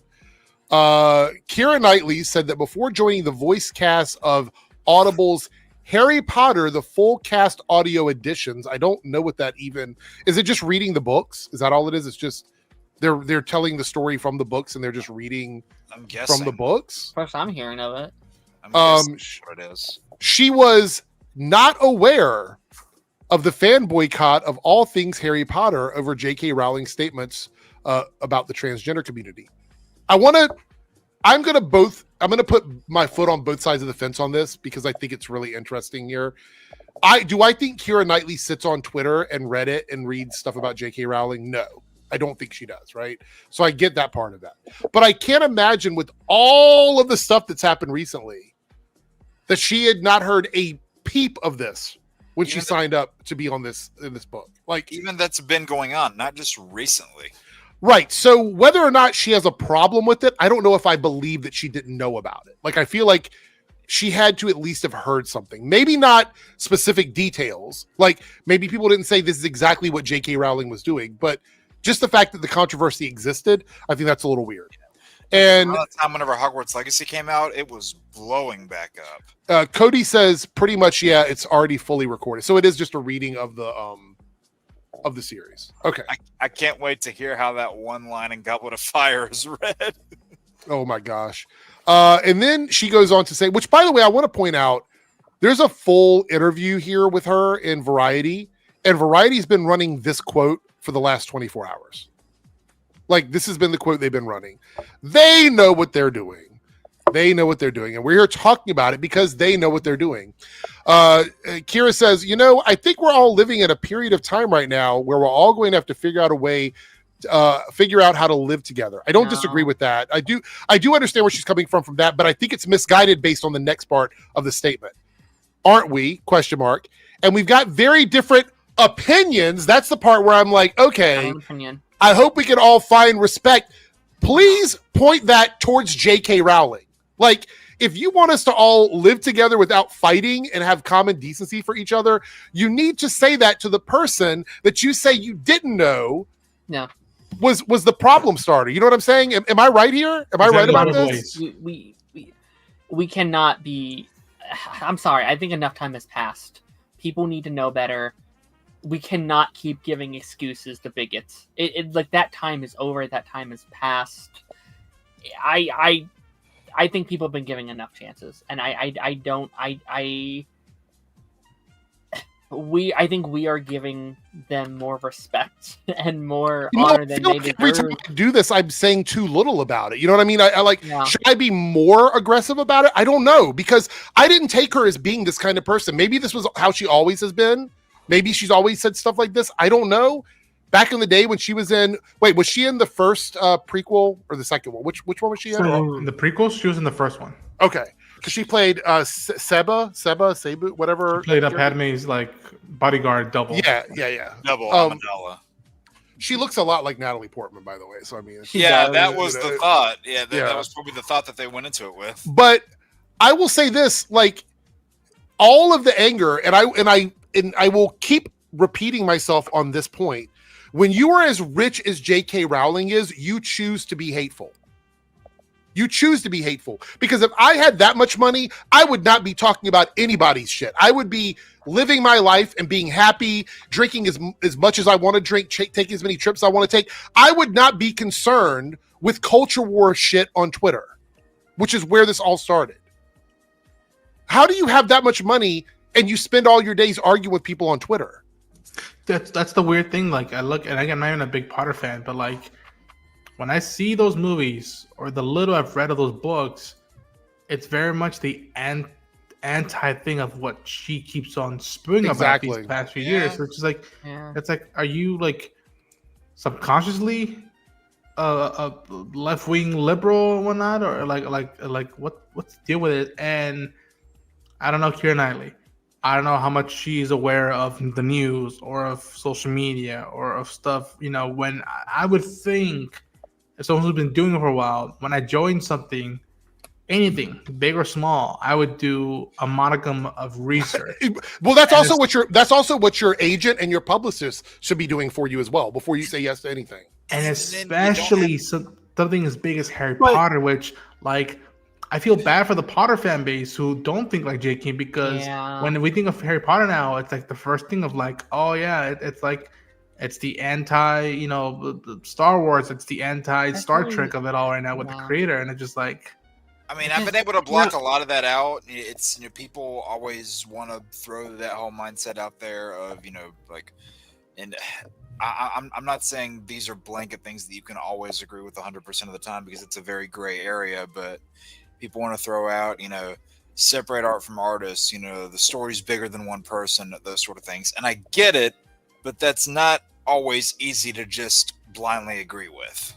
Yeah, I'm going to fire back on the idea that her agent should have warned her about this. Her agent's probably out to make money. I mean, if she didn't know about this, the Harry Potter franchise is a multi-million-dollar franchise. Her agent probably didn't want her to know about this. Her agent probably was like, sign. This is a lot of money. We'll make a payday. So then I would say fire your agent. That's like putting you in the line of fire, because she would have never had this question if her agent would have prepped her for it. You know what I mean? And that's the other thing. This takes me back to a conversation we had a couple weeks ago about Jimmy Fallon. When Jimmy Fallon made the comment about, I'm keeping my head down, I'm not gonna, I got thinking about that after the fact, and I got thinking, what was the context in which this came out? And this with Keira Knightley, what is the context? Did she just volunteer this? Did a reporter stick a microphone in front of her face and go, "Hey, what do you think of this?" Well, there was an interview about some upcoming stuff, but let me double check to see how. I believe it's about her new movie for Netflix called The Cabin and something. It's a new Netflix movie. Because my thinking is some of these things are poorly worded. Like, I hope we can. Yeah, I agree. That's a dumb comment. But if she wasn't expecting that question and she had like a second to think of it, sometimes you go back and you go, that's not what I would have said if I had really thought about it. Here's the whole thing. Let me highlight it here. In a recent interview with Decider, Keira Knightley said that prior to joining, this is literally what it says. It's just the quote. Okay. So I don't know what else was said here. That's what we just read. But then it goes here, backlash towards Rowling started in 2020. So it's just giving a backstory or whatever to what happened, which we already know. But it says here, no, that's Watson. So no, this is it. This is that's the whole quote. So because she was free for lunch or something. I don't know. When I think of scenarios like this, and this idea of let's just all get along. Let's separate our opinions and beliefs, just on the sake of being friendly. I always think of this analogy when it's all right, if you let a bunch of wolves into a den with sheep just because of let's all get along together, there aren't going to be many sheep left by the end of the night, right? Well, we are playing by rules that they are also not playing by. And I would love the idea that we could do this, but when you say the term, this is when I hear this word, it triggers me. I'll admit it's a trigger word for me. Yeah. Opinion. Yes. Human rights are not an opinion. Yes. We're talking about legitimate human rights shit. It's not an opinion. It doesn't borders and countries and rules and laws. I don't give a fuck about any of those if it's infringing on human rights. I don't care about that stuff. Yeah. Everyone should be able to live their lives, be happy, and not have to be oppressed because of XYZ. Yeah, if she was asked about what do you think about joining the Harry Potter franchise now that there's Under Fire with J. King and whatnot, and she's not aware of that, but knowing that J. King probably thinks of this and this and this and this. Yeah, something as simple. And again, I don't know how I would do it, but be I am a Harry Potter fan, but I don't agree with J.K.'s thoughts. And again, that's a way to be yo, I don't agree with what she says, but I still want to be part of the story. I also think it's really interesting, and Joe, this kind of circles back to sort of what you were saying, and then we're going to wrap this up. But I wonder if every time somebody's attached to anything even remotely connected to Harry Potter, if every interview is going to have this question in it now, moving forward.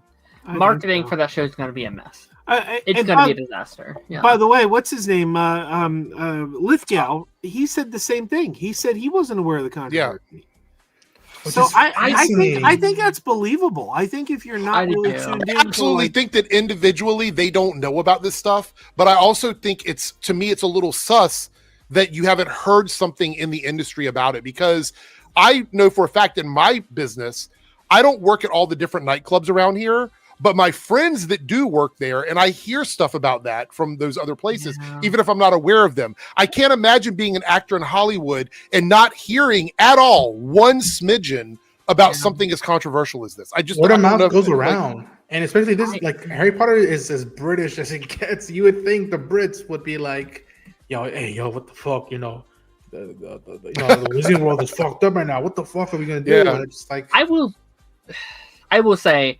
celebrities do sometimes live in their own little bubble. That's true. Yeah, they live in a different world than us. But also, so many are also on social media, right? It's very easy to think they're not online. They're out doing their careers and their blinks and their blinks and their blinks. But but nowadays they have Twitter, they have TikTok, they have YouTube. That I get, but then you have somebody like Lithgow that's almost 80 years old. Do you really expect him to be going through there? That one is fair, 100%. And I also think if you Google Harry Potter, something of J.K. Rowling is bound to pop up, and it's I think it's believable that Keira Knightley wouldn't hear it too, just because of who she is. Keira Knightley's not the most. I mean, she does like more period pieces, and she's not plugged into the pop culture as much. Like she walked away from Pirates of the Caribbean, and I don't think that's her wheelhouse. So before we watch, we have, I think there's one more trailer that I had to watch. But before we do that, I want to talk briefly about 2 trailers we can't watch, which is Daredevil Born Again Season 2 and X-Men 97 Season 2. I would love to watch them with you guys, but I'm pretty sure I would get a strike for it because I haven't seen anybody else talking about it. But I do want to bring up some of the stuff we know from the trailer. So X-Men 97 Season 2 footage was screened during New York City Comic-Con. Highlights include the X-Men are lost in a different time and space, and Bishop is trying to bring them back. We do see the return of Apocalypse. Jeans and Cyclops' son is now a teen. So that, and I don't think that's down here. It says it's not Jean's son. Yeah, I agree. I think that's going to be Madeline Pryor's son. It's not. Well, Madeline's dead, so like Jean's just like the one that's helping raise him. Right. From what I saw of the footage, because I did find a copy of it. I was trying to watch it before the stream.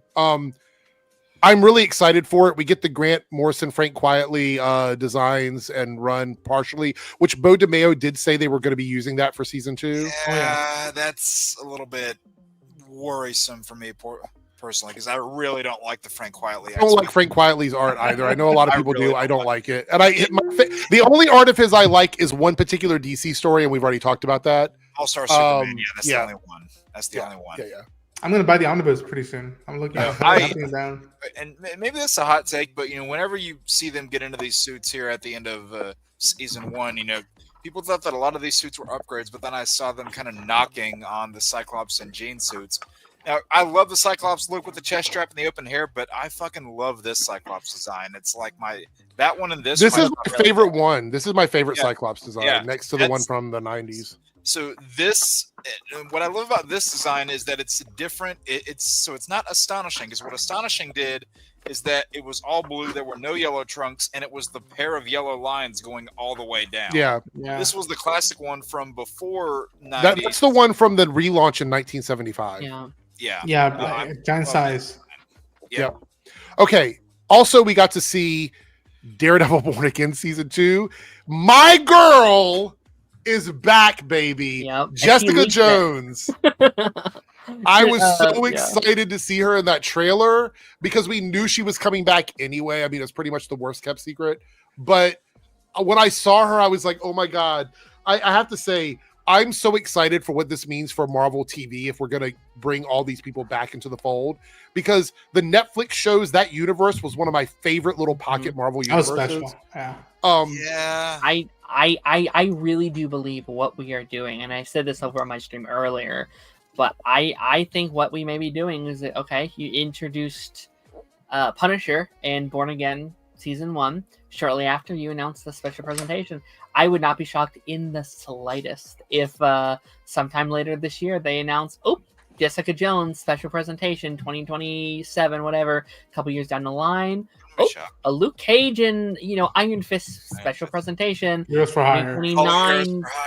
Oh my God, give me Heroes for Hire. Give me Daughters of the Dragon. I want all of it. Oh yeah. I want all of it. I could be wrong, but did you guys see that Christine Raider's Instagram? She posted a little bit of the trailer. She leaked it. Yeah, it was her. Because she's excited. We're all excited for it. Like, we all want to see the shit. I'm a fucking shill. I got my shill sweater on. I want it all of it. Feed me, Seymour. I want more. That was I actually would not be shocked if that was Jesus.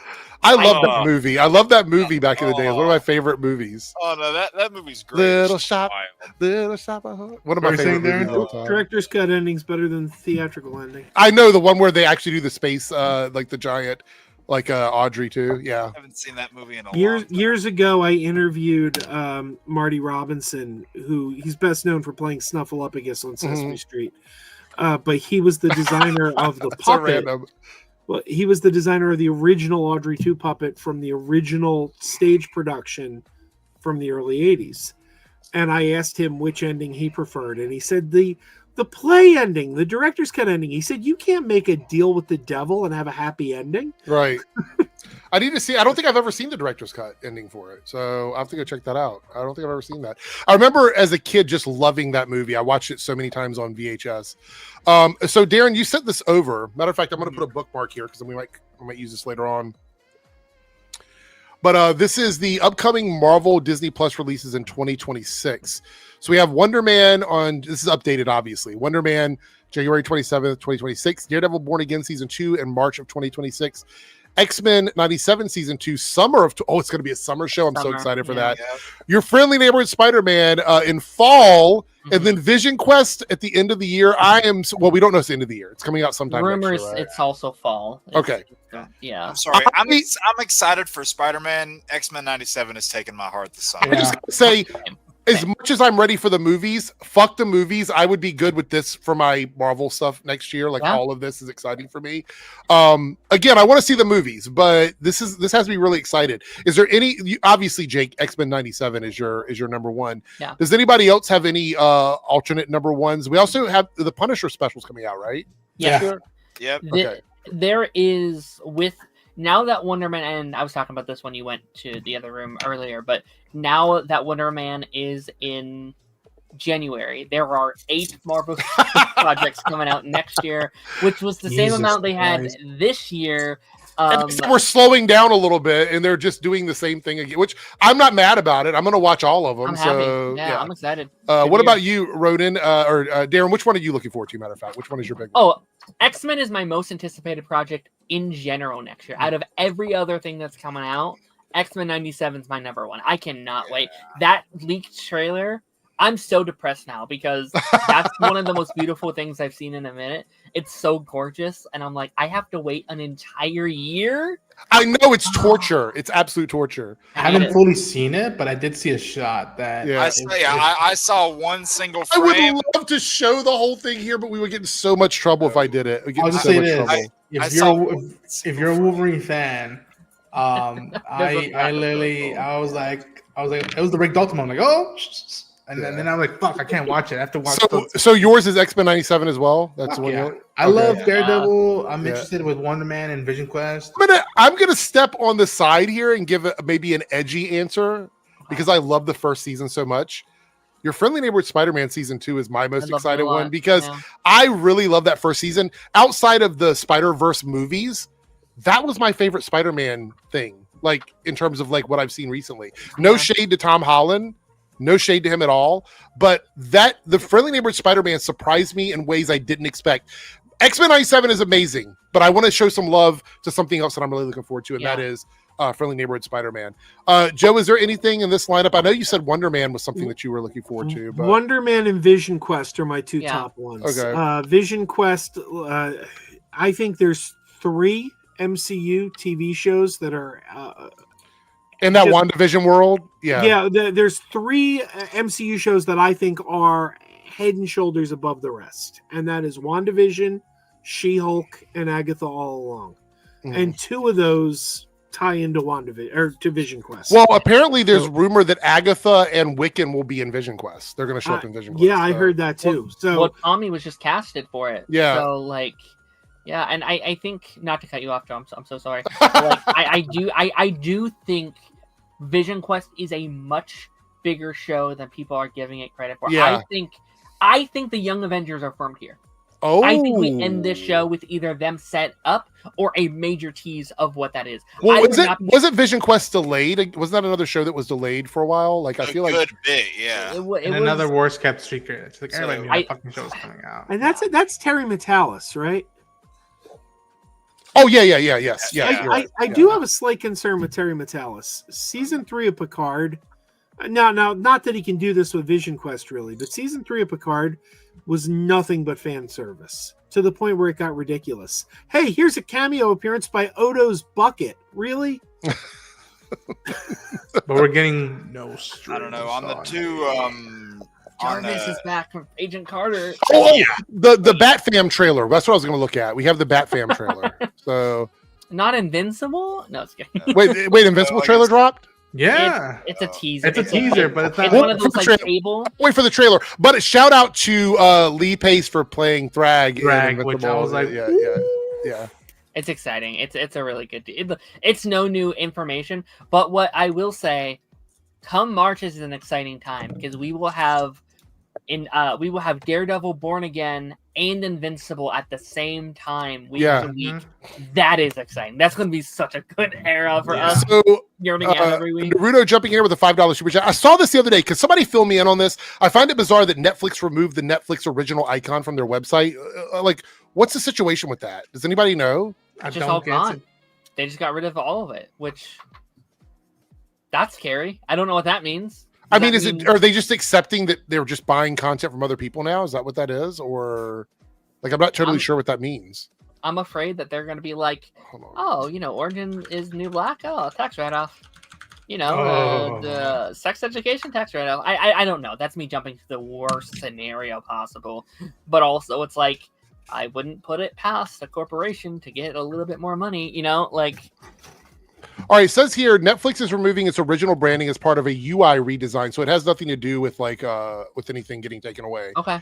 It's to simplify and declutter the user experience in preparation for new UIs for iPhones and Android. Company spokesperson stated changes were made to make content discovery simpler and more consistent across all devices. So it says it was like a visual clutter. Removing the small red N logo from every title card creates a cleaner, more visually consistent interface, allowing the artwork of each movie or show to stand out on its own.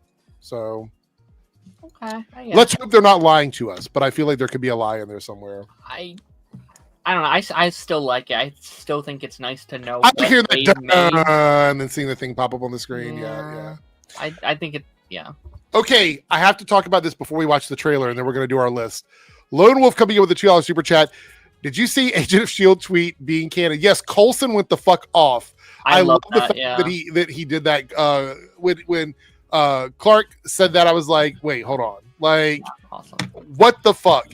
Obviously, I don't know why it's even a discussion anymore. The first full season and part of season 2 ties directly into events happening within the greater MCU. Like, literally ties into them. Right, because I mean, Thor: The Dark World has a massive tie-in with Agents of S.H.I.E.L.D.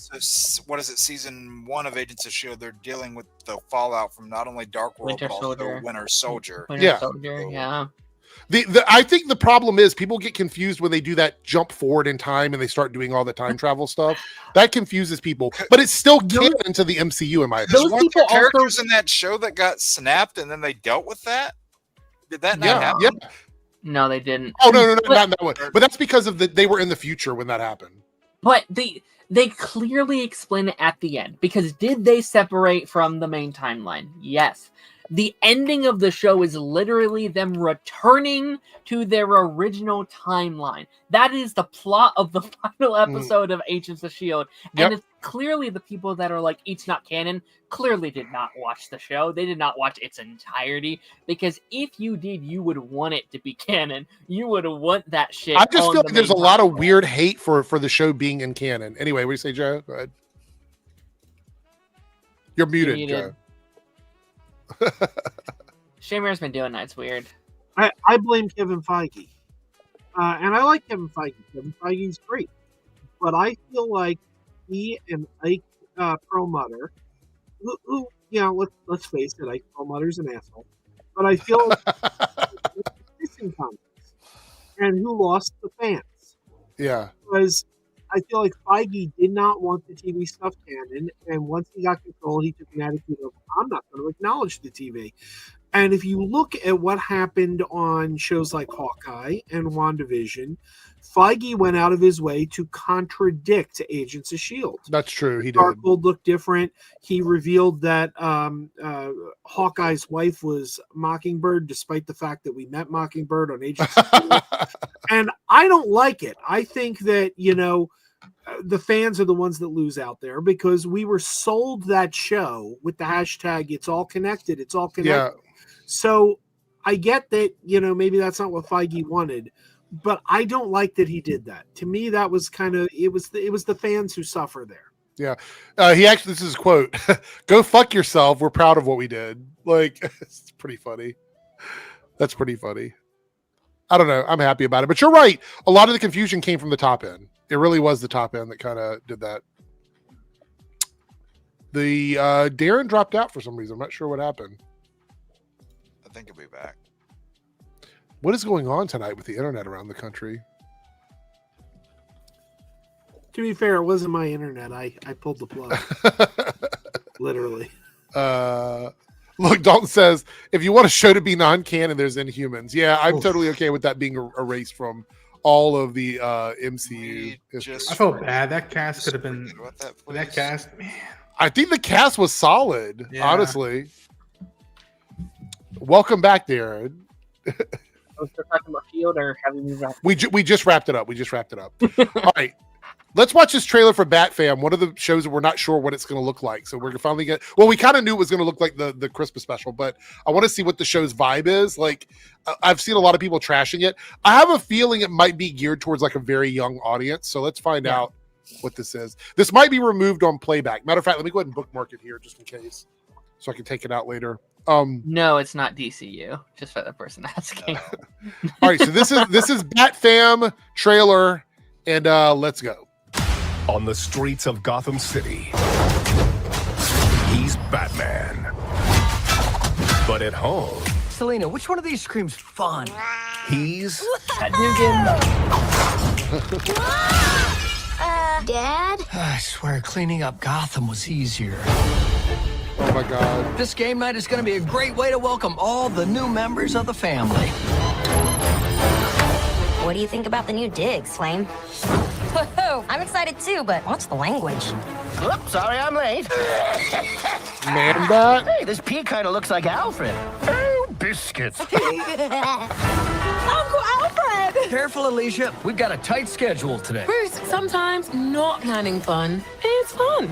And other times it unleashes deadly paradimensional demons. Oh my God. Alfred, we need you in here. Batman, this is the second robbery you thwarted in as many weeks. Crime is back in Gotham. What are you after? Oh no, we're busted. justice will be served. Killer Croc, Clayface, Mad Hatter, and Livewire? It's just got serious. Family style. I'd hug you, but... We should stop the invasion first. Bad hug, green check. Destroy mode activate. You, over here, you mess with one of us, you mess with all of us. Time to make a cool Batman entrance. Really, Claire? It's not that bad. Not that bad? We leveled a building. Believe it or not, I've done way worse. I've been meaning to talk to you guys about the whole bat in front of everything. Bat flip. Bat hug. Leave bat to me. It's kind of played out. Oh. Here, bat pinion. It's a fun bit. Oh my God! No, that looks very fun. Like it's definitely geared towards like a family thing. It's a young, yeah. But I thought it's fine. I've seen a lot of like the Chud channels attacking it, and I'm like, it's a cartoon for like basically all ages. So you're mad about this? You're mad about cartoons that have trans people in it? You're mad about cartoons that have like gay people in it? Like, there's nothing they like. Even when it's something like this, they hate it all. They just, I truly believe there's a lot of people that don't know how to have fun anymore. I think, like, this is one of those things where, like, if there wasn't a lot of Batman stuff coming out, I'd be like, you know what? Fair enough. I know this is not for everybody, but you literally just announced a 4-part Batman animated film. You have 2 theatrical Batman live-action movies happening. You have Caped Crusader coming back for season 2. Batman fans are fine. The young children are allowed to have their fun because we have all the other stuff. Also, didn't Aztec Batman come out? Just came out. Yeah. You have things. You're fine. There's so much stuff. What are they angry about? That's a good question, Chevany. Just also came out with that Batman and the Yakuza thing too a few months ago. So they just did that. I remember a couple years ago people getting really upset about that show Bat Wheels. Oh, I'm like, why do you care? It's Cars or the Disney movie Cars is popular. Batman is popular. Well, this is for kids. Like, by the way, like Lone Wolf, I totally respect this, but I think the thing is that this is one of those shows that you can just ignore. You don't have to watch it. You don't have to engage with it at all. Yeah. The only reason I'm excited is because I love Pat Dugan from Stargirl, and he's playing Batman here, and I don't know. I can think it's a weird alternate Stargirl dimension. Is it the same one that did it in Merry Little Batman? Yeah. Okay. Yeah, it's I never saw the movie, so what is it? Wilson. Luke Wilson. Luke Wilson. Thank you so much. Yeah. All right. With that being said, is everybody staying around for the for our list? What I lost. I forgot. What was the topic again? We are going to look at franchises where you think the first movie is the best movie out of all of them, and after that, there's nothing you like more than the original. How many do we need? 5? Five. Yeah, I got my movie. We can still like the sequels, but not as much. Not as much as the original. The original is your favorite in that franchise. Yeah. Okay. All right. I have a couple that I could do for that. yeah, I made some backups here too because I had a feeling that some of these might get stolen. We'll see. Especially if your Wheel of Death fucks me over. Who got fucked? Someone in Peacemaker. Yes, I could just do all Disney movies and be like, well, they're straight So to DVD Ronan's sequels are playing, trash. Jake is playing, Darren is playing, Joe's playing, and I'll go last. All right. So.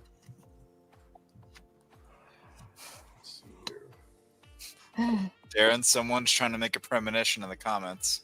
Oh man. I don't know what you're talking about, Chris.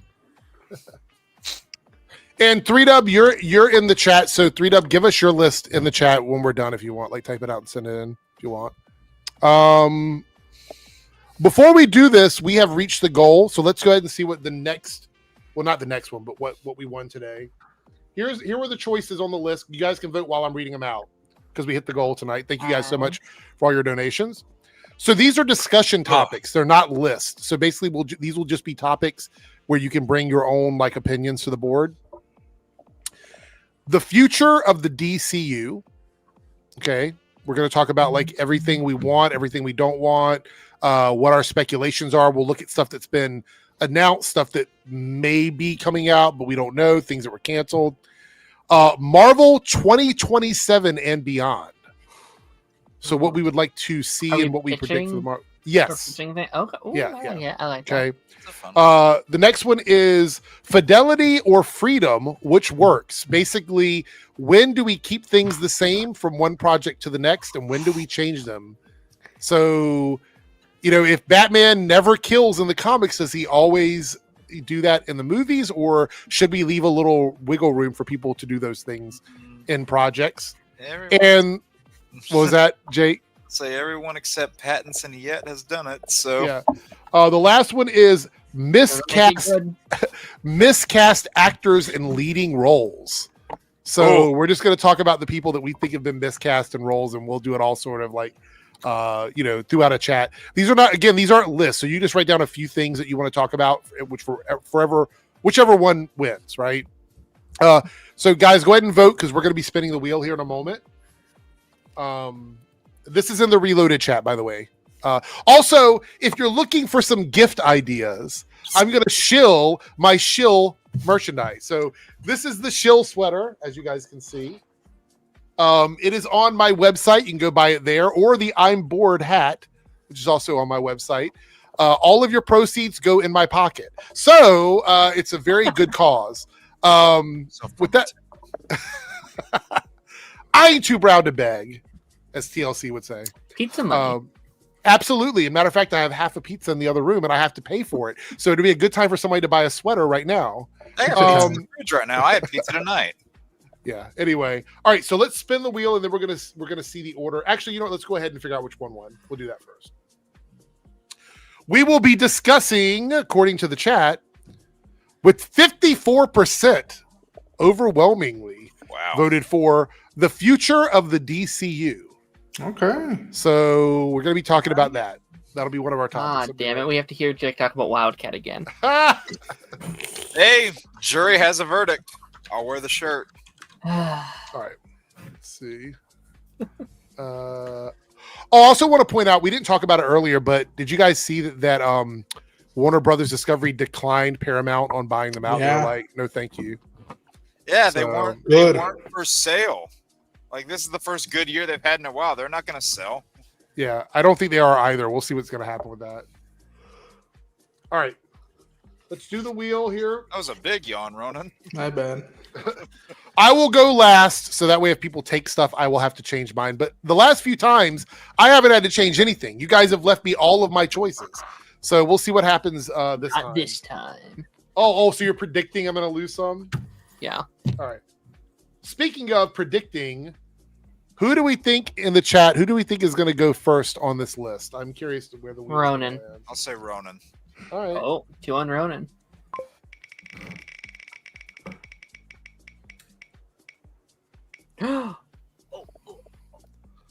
Oh, damn it. Jake is first.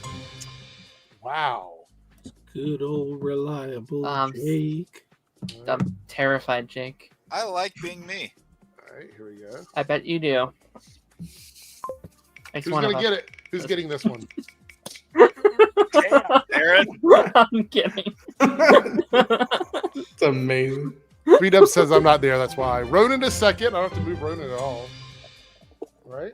I hope it's Here we Joe, go. where you can just stick the same order.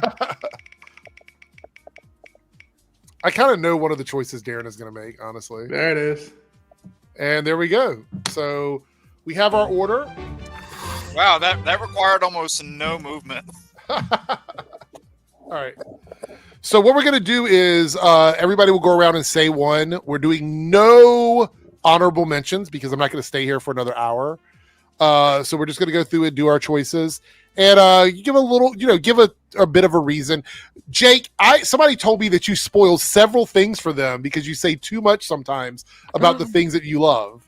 So I was like, yeah, someone in the chat said that like you spoiled something last time we did it. I don't remember what it was. During one of the picks? What was the topic?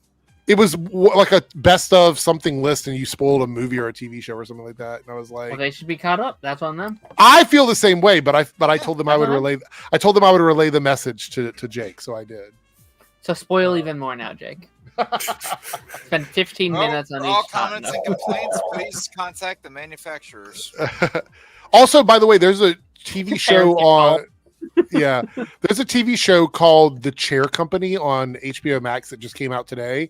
The first episode was fucking amazing. I cannot wait to watch the rest of the show. It is so good. It's a weird mystery. It's funny, but it's like dark funny. I really, really, really enjoyed the first episode. I can't give it enough credit. Thing, please, right quick. Really quickly, would you say that you're seated? I'm very seated. Very Good seated. on you, Chris. That's one of my favorite fucking movies. That is Carpenter's best movie, in my opinion. I love it, but I got to go with Starman. I think Starman's his best. I love Starman, by the way. Yeah, fucking I do love love In the Mouth of Madness. Okay, so tonight in the chat, if you like the choices, you're going to be throwing lemons. So throw lemons at people if you like their choices. If you don't like their choices, I want you to throw French fries. So lemons if you like it, French fries if you don't. So I want to see a lot of lemons in the chat, not so many French fries tonight. So if French fries are bad, are these like the stale Burger King fries that They're- you get out of the bag? Or the McDonald's fries when you ask for fresh fries, but they give you the ones that are super soggy and they've gone to the bottom of the box. It's like McDonald's after 15 minutes. Yeah. It's just like, it's too late. If you ask for non-salted, you get fresh almost every time. That's true. That is true. That is true. All right. Okay, so we're going to start now with Jake. What is your first choice on your list? So I'm gonna go ahead and say this one. This could be one that some people have on here. It's maybe a little bit basic, but this first installment in this franchise is one of my favorite movies of all time, and I really don't think there needed to be a franchise. And when you look at the way that the rest of these sequels were made, it really shows why this should have only been a one installment. That is Jaws. Oh, Okay. Yeah, I see Joe. Joe. Yeah. Joe. Taking one off my list. Yeah. We're still- Got him. I really don't think those sequels should have been made, because the fact that you keep on making movies about the same family going out, and then it's the same shark that, even, what is it, Jaws 3, where they go out to different waters and then the shark follows them across different waters. Your belief is just, the suspension of disbelief is completely gone at that point. But it's connected, Jake. The shark is connected to the family. That's fucking stupid.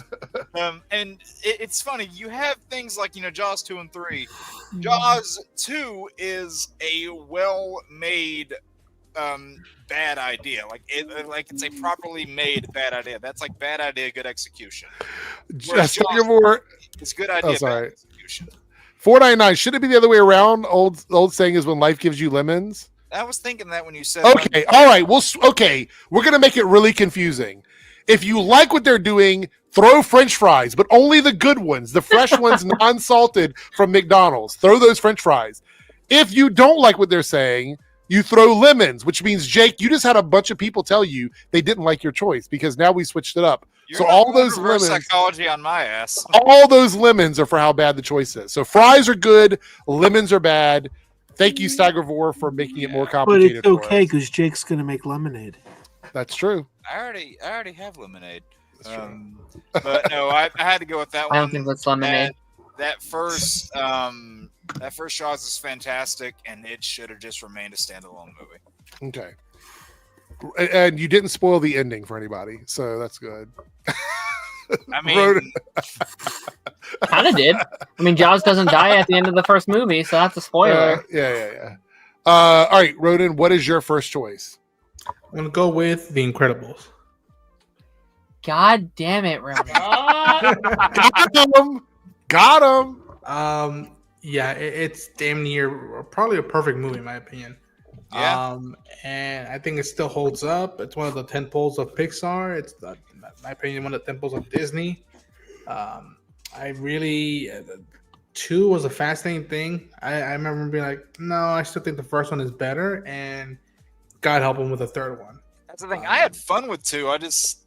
There were things that left to be desired, but I had fun with it still. Yeah, what's simpler? It's more like the villain is a perfect antagonist to have, and The Incredibles.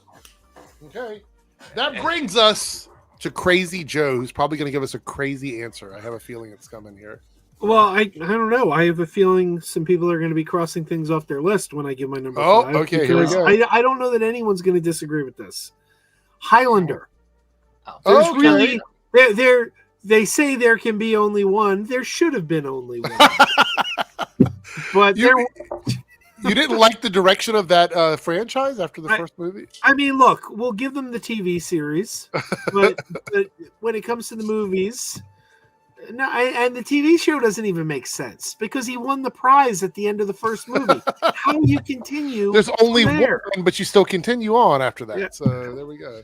In fact, I'll say this: Highlander 2. Nobody likes it.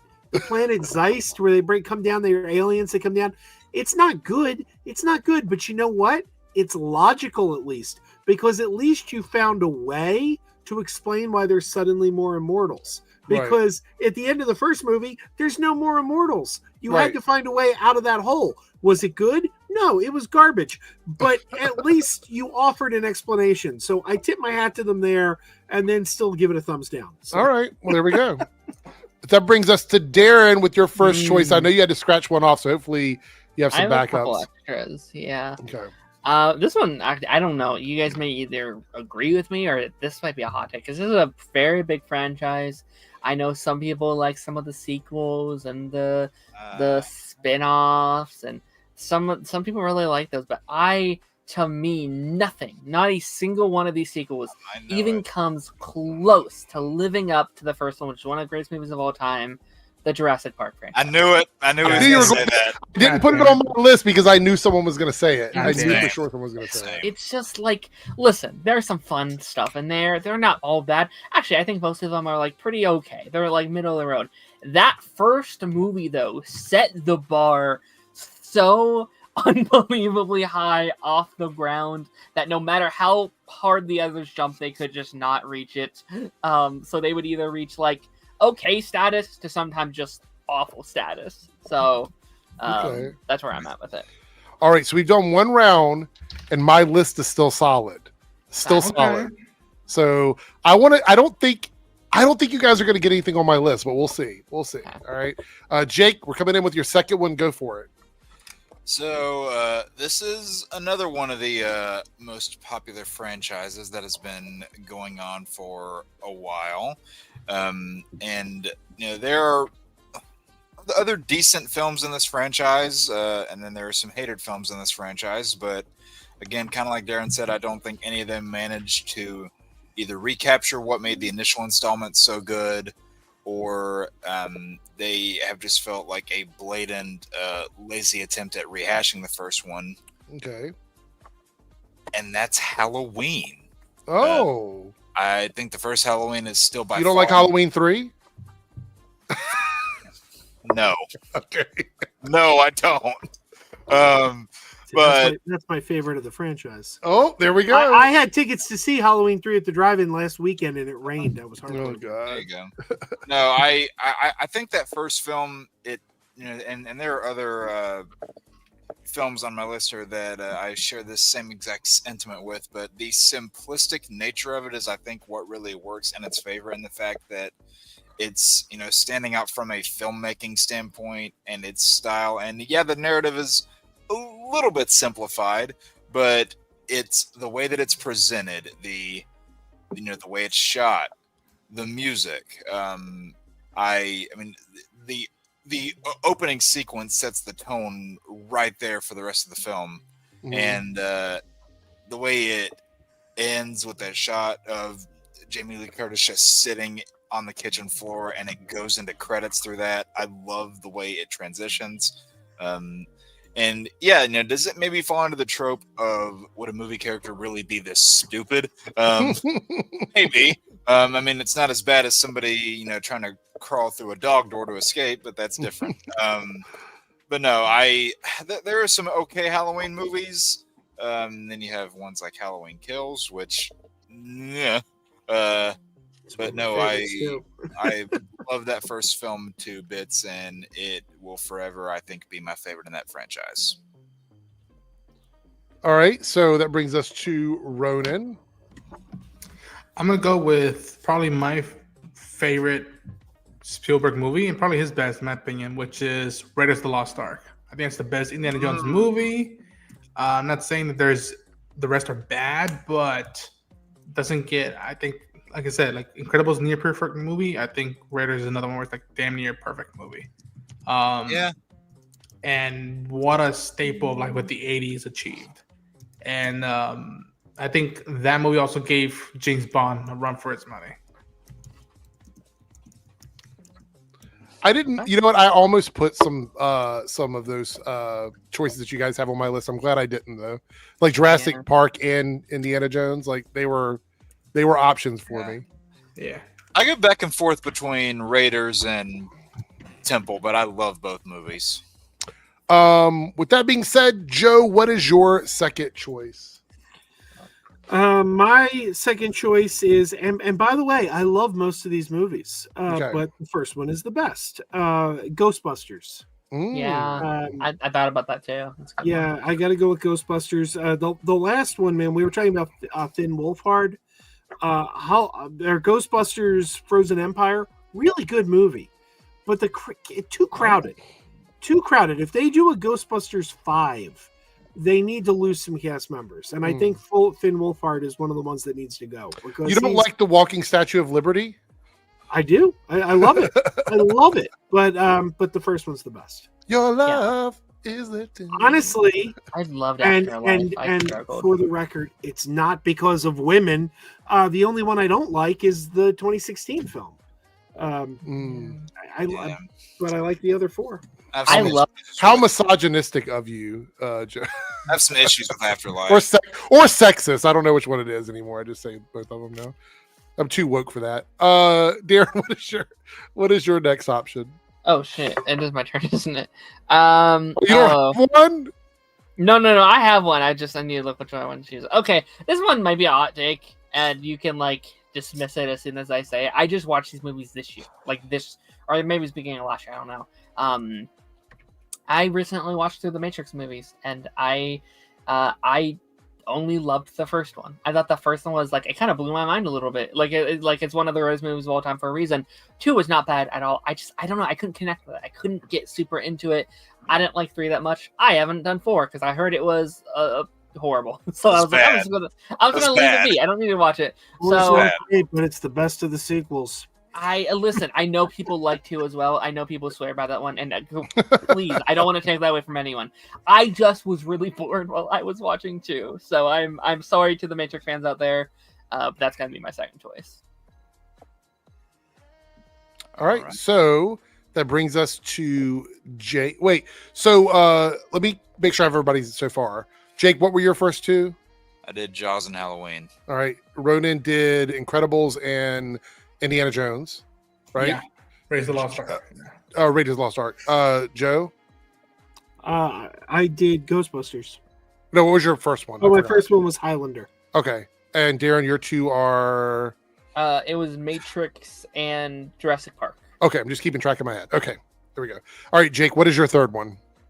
All right, so this one is based off a book series where there are a lot more books in the series than there were films adapted, which might give it away already. I don't know, maybe. But I'm going with Chronicles of Narnia, Lion, Witch, and the Wardrobe. I think that is by far the best out of the 3 movies. I think the second one I think is decent. I don't think the third one's that good. But I just love the way that the first one is shot from a filmmaking standpoint. Again, beautiful sets, amazing score, compelling set of characters. Liam Neeson as Aslan is great across all the films, really.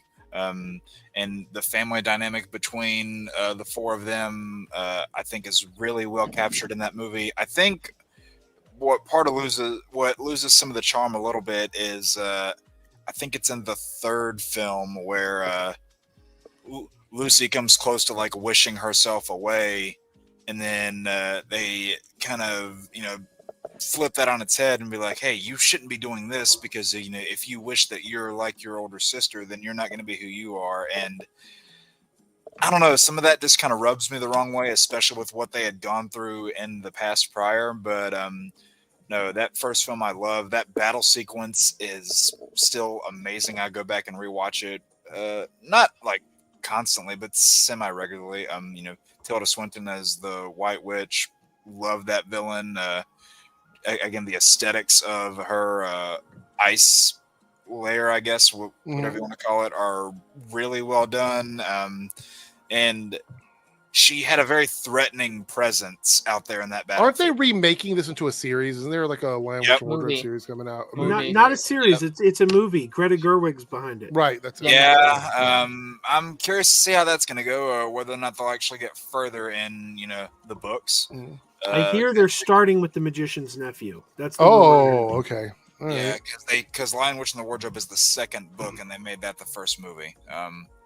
But yeah, I love that first film to bits, and it is definitely my favorite out of the 3. I still like part 2, but 1 is definitely my favorite. All right, Ronan, what is your I'm third gonna go choice? I'm gonna go with. Man, what should I go with?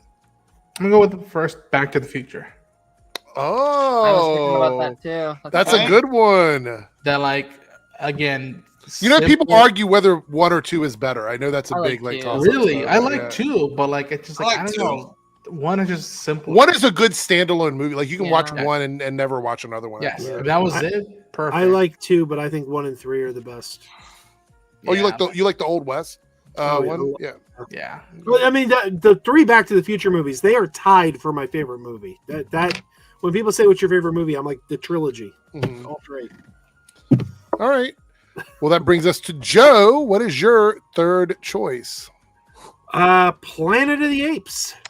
Wow. Wait, the OG one, like back in the day, or the more recent? Original? All of them. All of them. Wow. There is no better film than the original 1968 film. I like every Planet of the Apes film except the This is one. bad for Mark Wahlberg. Like literally bad for him. But go ahead. Yeah, no. Other than the Tim Burton one, I like every Planet of the Apes movie.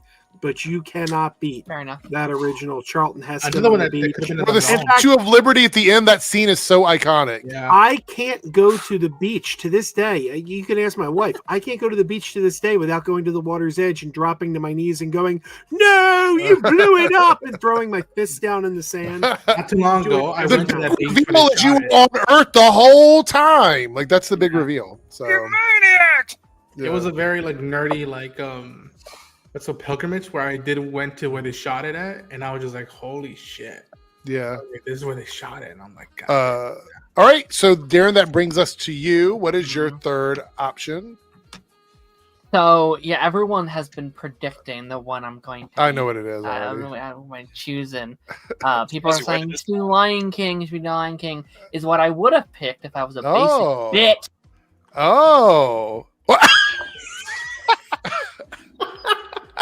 That's amazing. Oh, man. YouTube and streamer just pulled them for somewhere. That's amazing. Why is it happening? Like, okay, so Joe, I know yours was like a product of your own making, but the timing was so perfect because you were like, and then you were just gone, and then Darren disappears right when he goes basic, and then he's gone. You could not have written a better moment than that. Oh my fucking God. That was hilarious to me.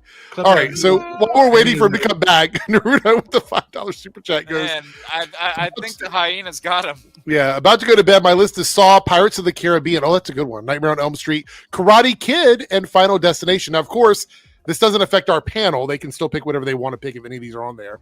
But those are good choices. We had another super chat here from Lone Wolf. By the way, have a good sleep, Naruto. Thank you for the donations. Also being number one on the leaderboard. Lone Wolf with the $2 super chat says, what is it? Halloween, The Crow, Taken, Die Hard, and Matrix are Lone Wolf's choices. So there we go. Yeah. All right. Return. And what a weird. I said the words BIT left my mouth, and I see a error, internet connection is lost. I was like, what the hell? That was the best timing. Yeah. All right. So you're not a basic I'm not a basic bitch. I love all the whoa. I was doing it again. I don't know what happened there. I love most of the Lion King movies so much I can't pick it. I love the original 2, 1.5, and even Mufasa quite a bit outside of the reboot. But I was like, okay, what's a Disney franchise I do not love everything they've done since? And I talked about this last time, actually, I think with one of them. Mulan. Mm-hmm. Mulan has a pretty terrible track record with trying to do new installments. The second Mulan straight-to-DVD movie is one of the worst movies I've ever seen in my life. That is, like, talk about a movie... That bad? I barely remember it. Talk about a movie that just pisses on its characters and who they are at their core. And then they did the reboot which is a little different. I guess it doesn't really count in that area, but they tried to do the reboot in 2019, and I thought that was also pretty bad. I didn't know what it was. It was trying to do 20 different things at once, and it doesn't quite work in that area. But also, I could go down a rabbit hole and say this for like the majority of the Disney movies where they do their theatrical movie and then they do a string of straight to DVD movies and shows. But I'm going with Mulan for this one. I'm sorry I dipped out. That's okay. That's funny. Fuck you. That was funny. Harrison here, a member for 1 month. Thank you, Harrison, by the way. Train Spotting and Sinister, I'll shout out. All right. There we go. Shout out to them. Thank you for the member chat. Let's see here. All right. So that brings us to number 2, or your fourth choice, I should say. Jake. So this is one that people might expect coming out of me, just because we've talked about this off and on in conversations in the past. I'm gonna go with a comic book franchise here. You know, this might be the one people are expecting me to pick. It might not be. I know what it is already. Do you? Mm-hmm. Starts with a T. No. Oh, it's not that one? Oh, wait. Or an S. It's either a T or an S, right? You're wrong on both. Oh, my God. So what could it be then? I was thinking of doing the T one. But I'm like, you know what? That's too predictable. People know that's coming. Okay, so I'm completely blown away. What is it going to be? Is it the Wildcat franchise? Darren, don't do that to me. That is the Avengers franchise. Wow. Oh, Yeah. That is that is the hottest of hot takes on this list right now. In some regards, I could see it. I can see it. I I'm disagree. going- I can see it though. I'm going with that first Avengers movie. I think that movie gives you a lot of bang for your buck. You could watch it without watching any of those prior, Marvel films, and it gives you a good sense of who those characters are, where Not they a lemon. Not a lemon. I mean, I kind of expected that. I mean, Oh shit! You're getting roasted in the lemons. oh, that's fine. Oh my god. That's fine. I mean, the only argument is Infinity War. Let's be fair. But If it wasn't for that, I would agree Right. with you. But What no, about I think again that movie may seem quaint by today's standards, but like if you grew up with the MCU, yeah, it probably seems quaint. But that movie blew everything out of the water at the time because we'd had movies about team ups, like we'd had team movies before. But you had never had one where you were taking 3 or 4 franchises and molding them together in that way. And, you got a great villain, Loki, coming back for the second time around. And I don't know, that movie is just such a great culmination of what phase 1 of the MCU was. And, we had no idea it was going to get as big as it was. Like, that was the biggest it had gotten then. And it's gotten, way bigger now. But the simplicity of that movie and how much it works as a standalone film on its own without any of the backing of the rest of the MCU behind it. I didn't know you were a Joss Whedon fan. I can't stand that individual, but I do love that first movie. I didn't know that he was your favorite director. Shit, that's crazy. That is probably my hottest take out of this entire thing. I do love that first film. By the way, anybody watching, this is our list of favorite directors, and Jake just said that The Avengers 1 was his favorite movie because of Joss Whedon. Yeah, Josh Whedon is his favorite director of all time. He said, "Fuck Sam Raimi." No, Darren, I'm going to quote Batfleck here. Be very careful with the next thing you say. All right, so that brings us to Ronan. What is your fourth choice? I'm gonna keep it with the MCU and with another team movie. I think I'm gonna go with Guardians of the Galaxy #1. I agree. Okay. Ow! Okay. I agree. Okay, hold on. Let me take before you say things. Give me a second. Yes. Okay. All right. Go ahead. I just need a second to take that in. Okay, so I really dig Volume 3. I really dig it, and I am someone who really will defend the holiday special. That one's great. But that's another great example of like if that was the only Guardian we ever got, and then I later saw them in the Avengers, I'm like, good enough for me. You don't even need the Avengers. You could just watch that movie by itself without the Avengers. That's it. Like it was the movie the year I graduated high school. It was the summer movie. It was like people kept talking about it. It was the first time in a while. Like my friends who like will go to the movies but never rewatch them. They're like, we should go rewatch that movie. I really like that. I'm like, fuck yeah. I mean, that beginning montage with, well, not really montage, but that beginning moment where Star-Lord's kind of dancing around with the headphones on and everything, it really does set the mood for like that entire soundtrack movie. And how much like people were just vibing to it and like, and again, what a like diamond in their possession that they I don't even think realize what they have there of like a gem and what they can do with characters that are not well known. And I adore that movie. That movie still holds up. It's beautifully shot.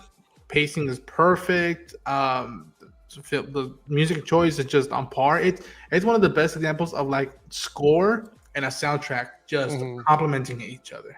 Right. Yeah, makes sense. Yeah, I love that movie, but I'd still go with the second one's still my favorite. There was a discussion about that earlier, or at least they said it was a discussion earlier over on. Fair enough. Yeah, that's my second favorite James Gunn movie after Superman. That's tied with my least favorite James Gunn. Really? Man, I wish I'd heard this discussion. I'd love to know why. Well, you like bad movies. I'm not surprised. Well, it had the best villain of all the Guardians movies. It had the best Marvel villain, quite frankly. Let me stop promo. Let me stop promo and say you can watch our stream and find out. You're talking about Ego, right? Ego is the worst. Yeah, Kurt Russell. You gave a woman cancer just so he wouldn't have to say goodbye to her. Dear God, that is evil. I don't know. Being evil doesn't mean you're a great villain, though. I love that movie so much. Fair enough. All right, so that brings us to Joe. What is your fourth choice? Well, okay. Again, I love all these movies. I love them all. But look, I'm a Philly guy, so I'm going with our national hero, our local hero. I know where this is going. Rocky. Rocky, the Academy Award-winning original. I don't know. film. I think Darren would also argue about Creed, wouldn't you? Didn't you like Creed? That's technically a sequel to Rocky. Creed. So. I think 4 and 6 are the best Rocky movies. Wow. Yeah, I think 4 is the worst. Really? I like 4, but I love Balboa. Rocky Balboa. Okay, can I just point this out? I love the fact that everything Jake loves as his favorite, Joe hates, and everything Joe loves as his favorite, Jake hates. I just love it. It's amazing. Yeah. Yeah, no, bad, Rocky 1, Rocky 6, and Rocky 2 are my 3 favorites. Rocky 4 is my least favorite because it's basically a music video. But it's still entertaining. I love how I shocked Darren by saying 6. I grew up with 3 a lot. I just don't hear that a lot. Well, Rocky 6 is I love all of phenomenal film. Yeah. I want to point out, you guys have not gotten anything on my list yet. My list is completely safe right now. Rocky's one of my very few franchises where I love every single installment. There's lesser ones for me, but I like. look at Ronan and Jay. I like all of them. Yeah, 5's the one I don't love, but. And Rocky 5 is a very underrated film too. It's See, I knew it. It's the weakest one for sure. I'm not saying it's amazing, but 4 is like the. I love it. See, look, this time Jake crashed out. God, I love the crashing out. It's hilarious. It's so funny. All right. With that being said, we're going to bring it to Darren. Darren, what is your fourth choice? My fourth one. At first, I was going to do this as like a bit, as like my bit answer. But the more I thought, I was like, actually, it's actually really the truth. No one else here is going to give a shit about this answer. Maybe people in the comments will. The Ben 10. Yes, the Ben 10 franchise. I fucking called it. Someone give me money. I was thinking through and I was like, okay, obviously they don't have the greatest track record with their movies. They came out swinging with Secret of the Omnitrix, which was really just 4 episodes of the TV show that they mushed into a movie to sell DVDs. But that movie's incredible. That's a great send-off to the original classic show. And then they made a bunch of not good live-action movies. And they did Destroy Aliens, which is okay. It's solid. And then Reboot had a bunch of movies that are not very good either. It's like they really peaked with that first one, which is cheating because it's basically just 4 episodes of the show. But again, no one else here. I can't even argue this because I haven't seen the other movies. I've seen all the other movies. So yeah. Hey, Darren, can't you wait for Tom Holland as live-action Ben 10? Just 30-year-old, 45-year-old Ben 10. I can't wait. Right. We got a couple of super chats here as we move into our final round with everybody. Remember, anything that anyone picks on these super chats doesn't mean it gets erased from the list here. It only counts if one of us say it. Maestro here at the $5 super chat. Thank you so much, Maestro. Goes Jaws, Jurassic Park, Batman. Which Batman? I guess 89 Batman. I was about to say, is he referring to Tim Burton's? I think he might be referring to Tim Burton's. Okay. Candyman, Tetsuo, the Iron Man. All right. And then we have Reed here with a $5 super chat. Thank you for the contribution, Reed. His list goes Blues Brothers, Bill and Ted's Excellent Adventure. Yeah.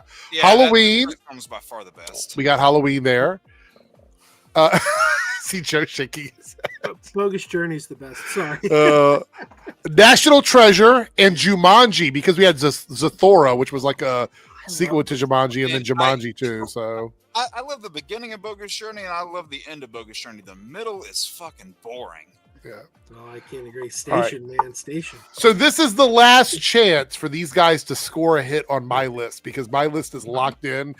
I don't even have to go to an honorable mention for me because everything I've got on my list has not been touched yet. So you said no honorable mentions tonight, right? Well, no, to replace things. Like I had honorable mentions that I was going to use to replace stuff. I haven't had to do that yet. The closest one was Ghostbusters because I almost put that on my list, but then I thought, no, somebody's going to pick that. So I didn't do it. Yeah. All right. So everybody's coming in with their first choice, their final choice. Jake, what is your last choice? So this may be one that, people agree with or not. Maybe it's a hot take. I have no idea because apparently, like I've had ones that have started rallies. I've had ones that people have disagreed with. So who knows? This is another one that begins with still one of my favorite movies. And I know what it is. Do you? What does it start with? I'm just kidding. I'm just saying it to fuck. I was going to say, what does it start with? Q. Yeah, quite. No. No, this movie series goes all the way back to the 80s. And they're still making movies about these about this to this day, and a lot of them have been bad. Okay. A lot of them have been bad, and there are 3 really good ones. But the first one is still my favorite, and I might have to clarify on that because I did say 80s. I'm going with the Transformers franchise, and the 86 Transformers is still my favorite of the bunch. You got the touch. You got the power. You got the power. Does it count Transformers 1 though? So yes, I do count that movie. Oh. I'm counting all the animated ones, all the. I was scarred as a child. Oh yeah, when Optimus Prime fucking dies in that movie. I remember being in the theaters crying my fucking eyes out as a kid. Why do you think they put that thing at the end that said Optimus will return? Because everybody was so losing upset. their mind. No shade to Rodimus, because Hot Rod is cool, but Rodimus Prime. I'm sorry, fuck Rodimus Prime. He's the reason Optimus got killed. If Hot Rod wouldn't have gotten away between Optimus and Megatron, he wouldn't have died. No. My favorite was the change they made to the G.I. Joe movie because the kids were so traumatized where they I love the animated G.I. Joe movie too. It's so good. Yeah, because they threw in the phone call at the end where someone goes, "Hey everyone, I just got off the phone. Duke's gonna be okay." Yeah.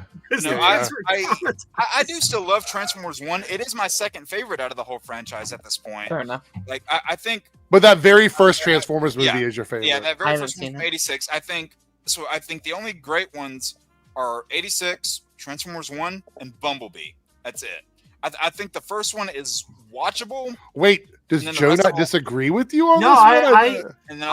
I mostly agree with that. I think Rise of the Beast is also pretty good, but no, I agree. Those are the top 3 by far. Wow. Wow. Everyone, we have reached a point in history where Joe and Jake now agree on some films. So this is pretty crazy. I think a lot of the rest of the live action ones just suck. Good. I think Bumblebee is arguably one of the best ones out of all of them, honestly. Like, we're talking about live action. It is the best one. I think it's the best live action one, but no, I love, again, like I was talking about with Avengers, the kind of simplistic nature of this movie. It's, you're trying to figure out how these people that don't really have a lot left, because a lot of beloved characters get you know what? I'm not gonna. I'm gonna be very careful to avoid spoilers here, just in case Darren wants to go see this. But I don't. Okay. Ow. No, you have a lot of beloved characters from the TV show that get killed in a very awesome but also very brutal sequence. Yeah. And you're left with like a ragtag group that is trying to find out what they're going to do with their lives, how they're going to continue moving forward, and part of that does resonate with me to an extent. And I love the journey that Magnus takes throughout the movie. Like he doesn't feel worthy of the Matrix of leadership after Optimus gives it to him, and then the whole presence of the Unicron throughout the whole movie as just this big looming threat. Mm-hmm. Love the way that's structured, all the different alien planets that they visit. That's one of my favorite things about the Transformers lore is all the different locations. The Ark, Cybertron. I don't really want to call Unicron a location, but it kind of is in a sense, even though it's a person. But that one savage planet with all the Dino bots, I love that.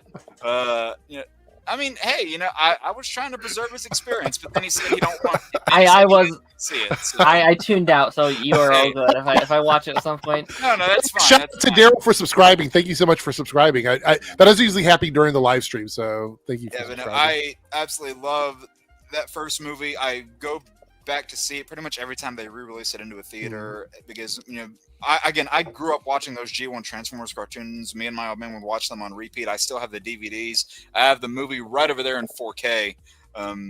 And yeah, absolutely. What? His mic got muted. I saw him sitting there just muted. I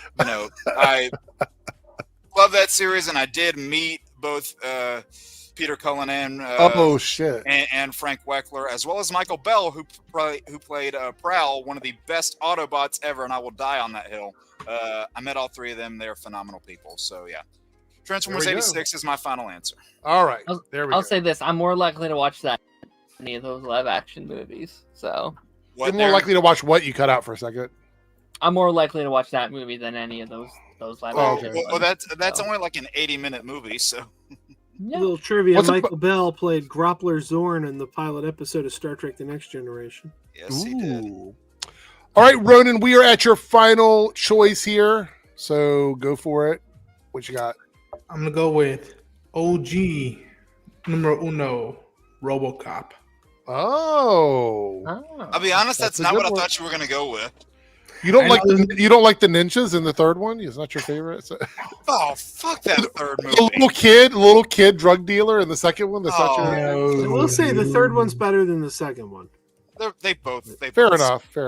But they're not. They don't reach the high bars of the first one. I think that first one was rated the fuck R big time. They don't even reach the middle bar.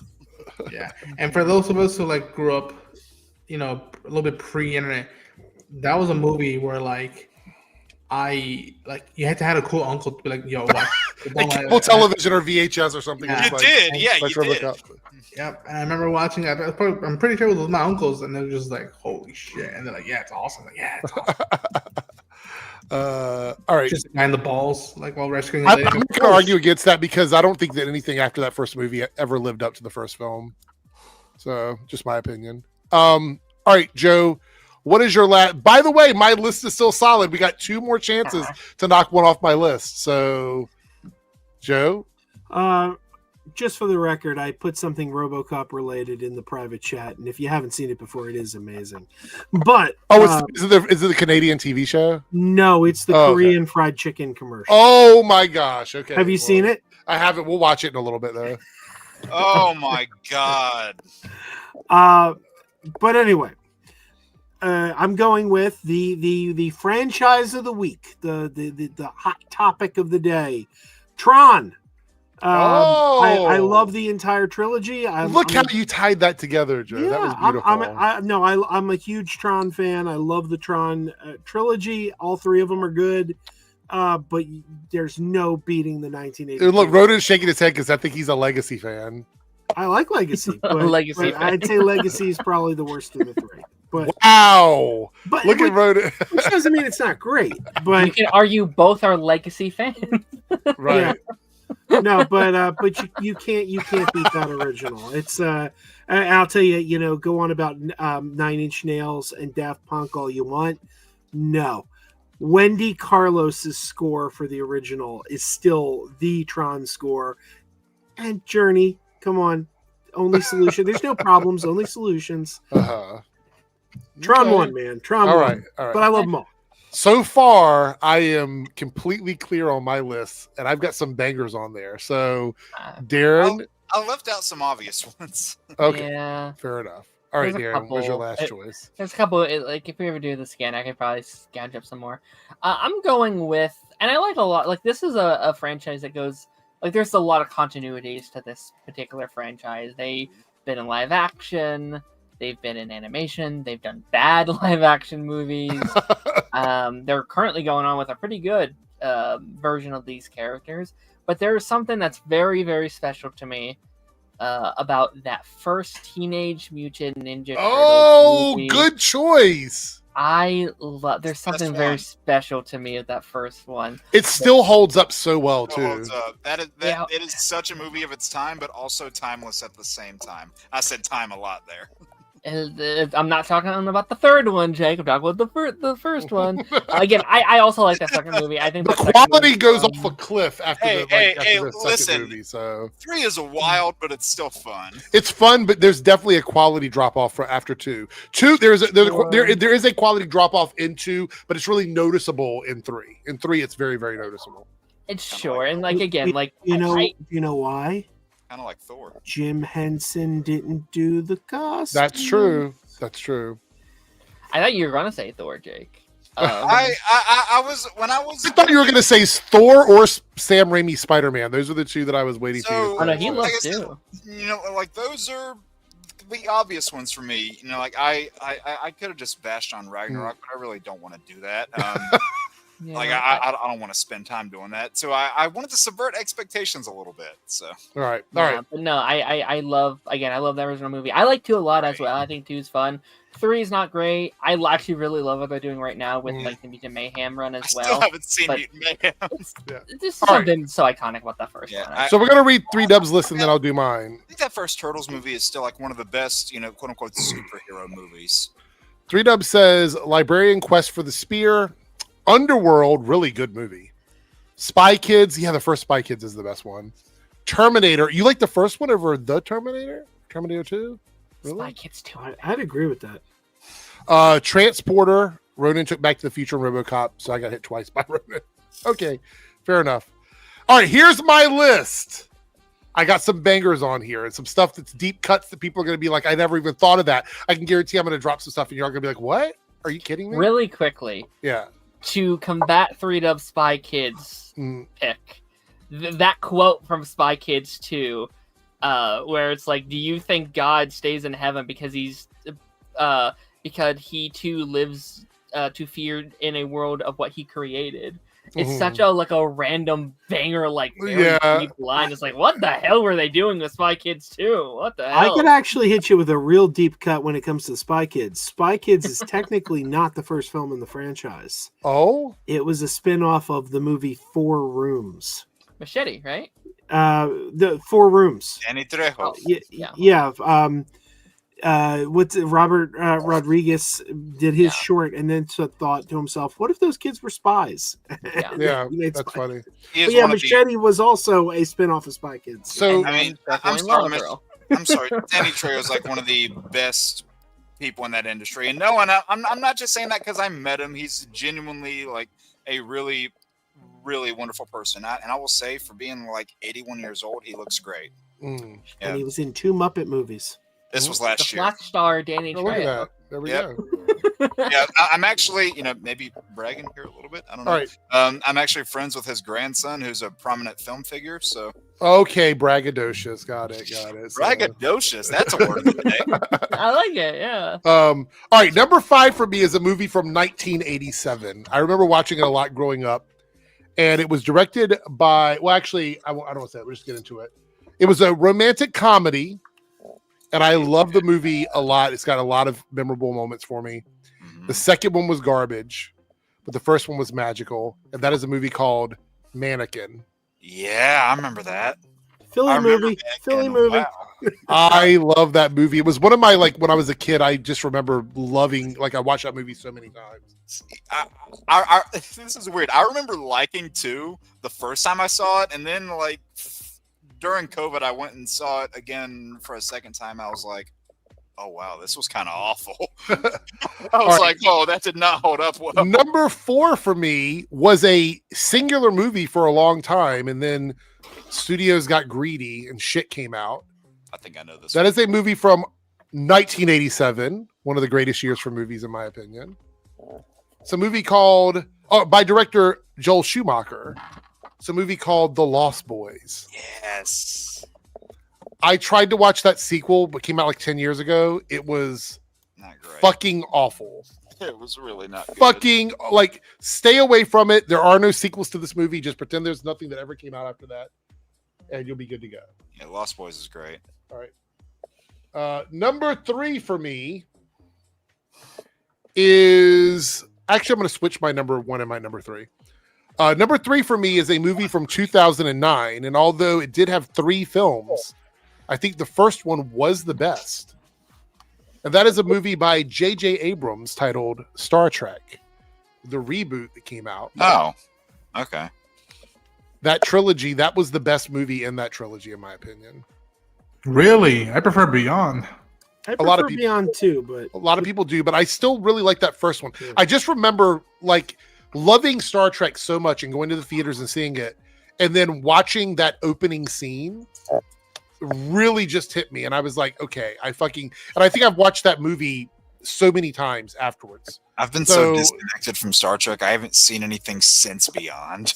Oh my gosh. Oh man, there's some good stuff. All right. Number 2 for me is predictable. I'm gonna move my number 2 to number 1 and move my number 3 to number 2. So and that is a movie from 1988, another great year for movies for me.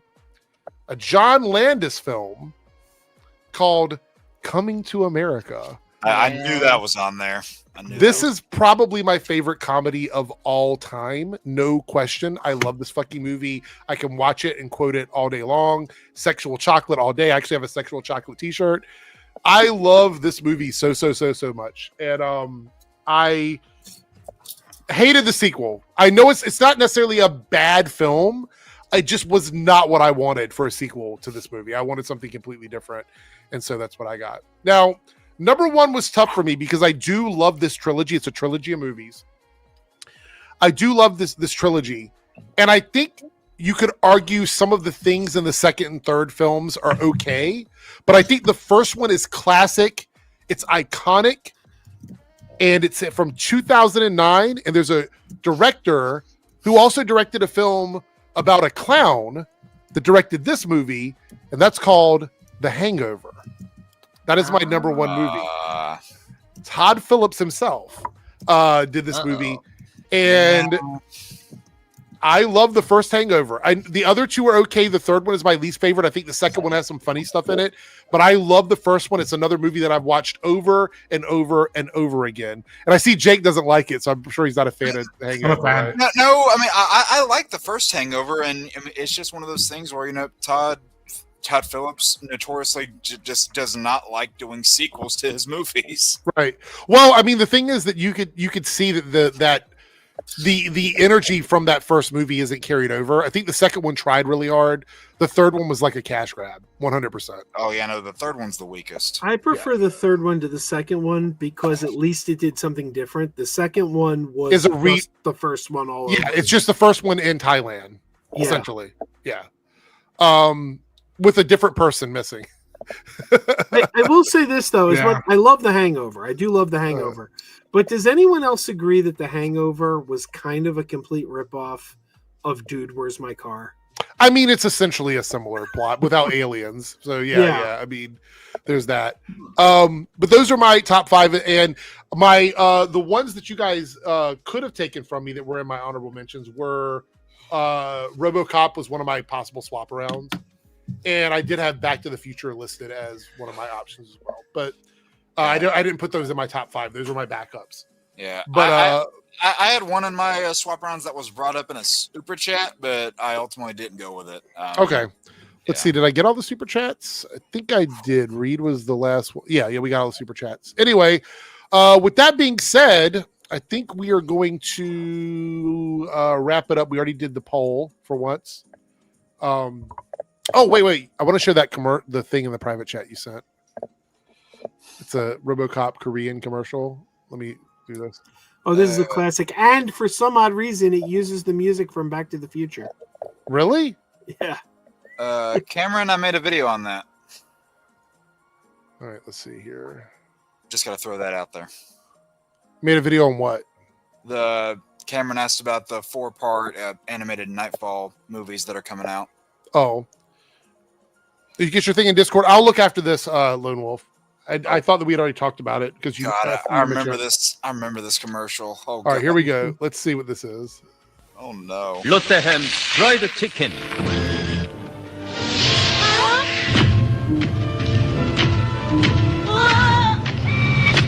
롯데햄 프라이드 치킨. 발라 먹으니까 실감나게 맛있습니다. 두 날개 더 주세요.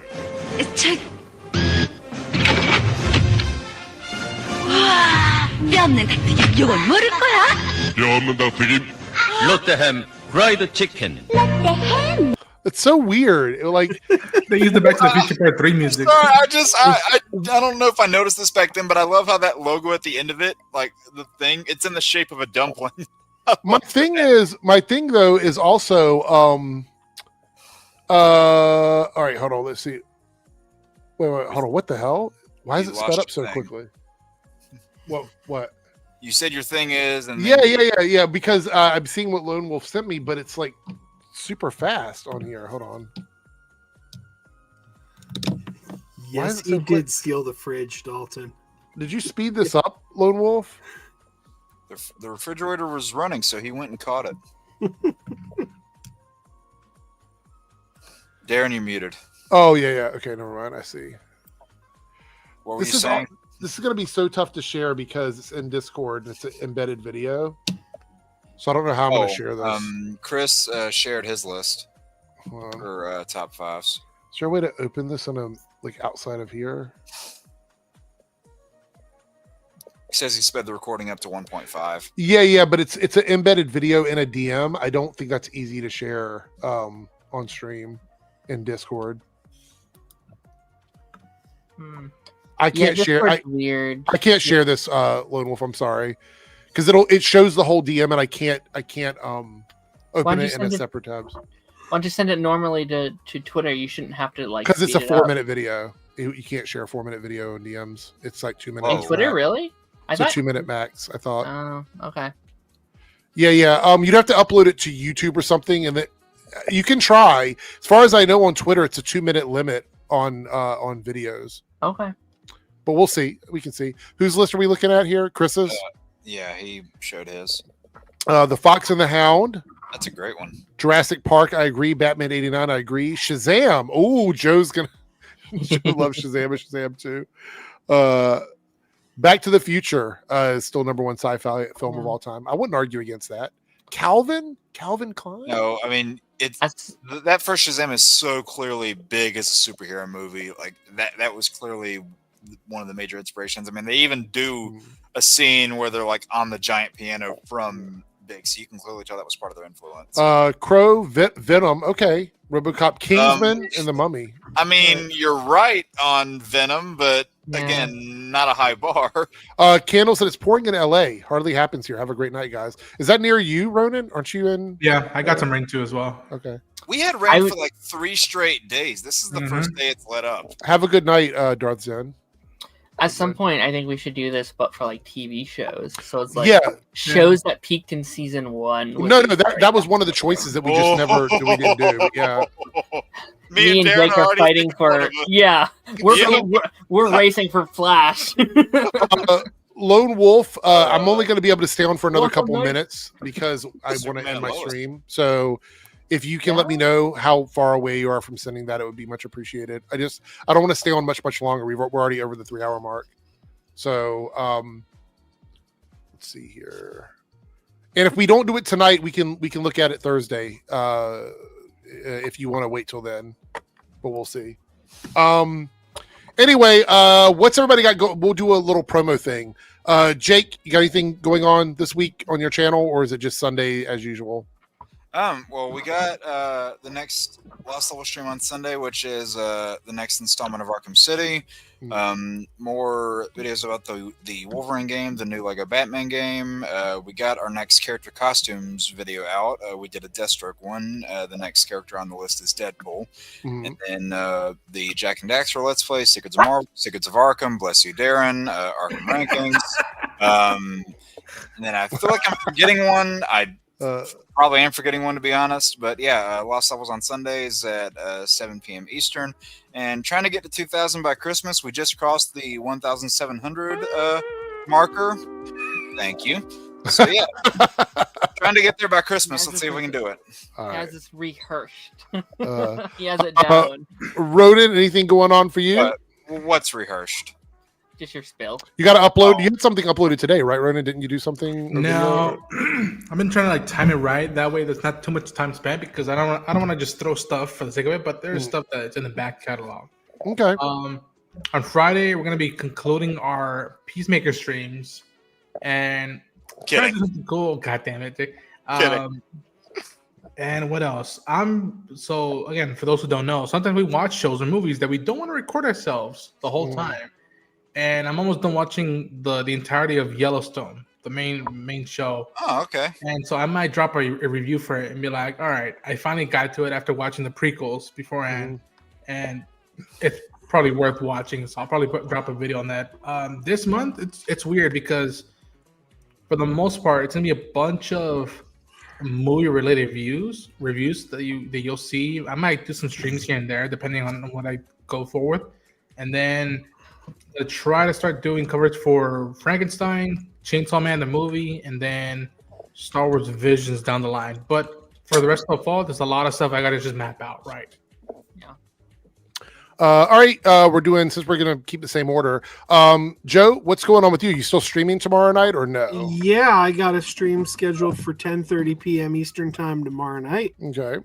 And I don't know. We'll see what happens. Okay. Darren, obviously you had your stream today, which I have to finish watching when we're done here. I only got halfway through it, where you're talking about Gen V and what else are you talking about today? Gen V, Peacemaker, and some of the New York Comic-Con stuff that came out over the week. Okay. And and obviously you can watch the pipeline this Thursday. We're going through all the It movies for the first time. Ooh, welcome to Derry, right around the corner. So yep, in prep for Welcome to Derry. So Okay. check me out there on Thursday. I'm really excited for that show because I feel like it's going to be very cinematic. So I'm pretty excited for it. Yeah. And another franchise where the first one's probably the best, and I mean the very first one. Oh, interesting. What about the made-for-TV versions? You don't like those? You can find them. You can watch those on YouTube. They're out there. Yeah, they are. Those 8 movies. They're by my boy, the Moosh. That's my nickname for him now. I just made it up. Batman Brave and the Bold director, the Moosh. Yeah. All right. Well, we're heading out. Thanks everybody for watching. Thanks for all the super chats. Shout out to all the people that were on the leaderboard. We had a few people really racking up the points. Thank you so much. We'll be back on Thursday over here. I will try and join some live streams this week. So you might see me around. If you are looking for me, follow these channels and I might show up there at a certain point. So, but anyway, have a great night, everyone. Your chat's in mine. Take care.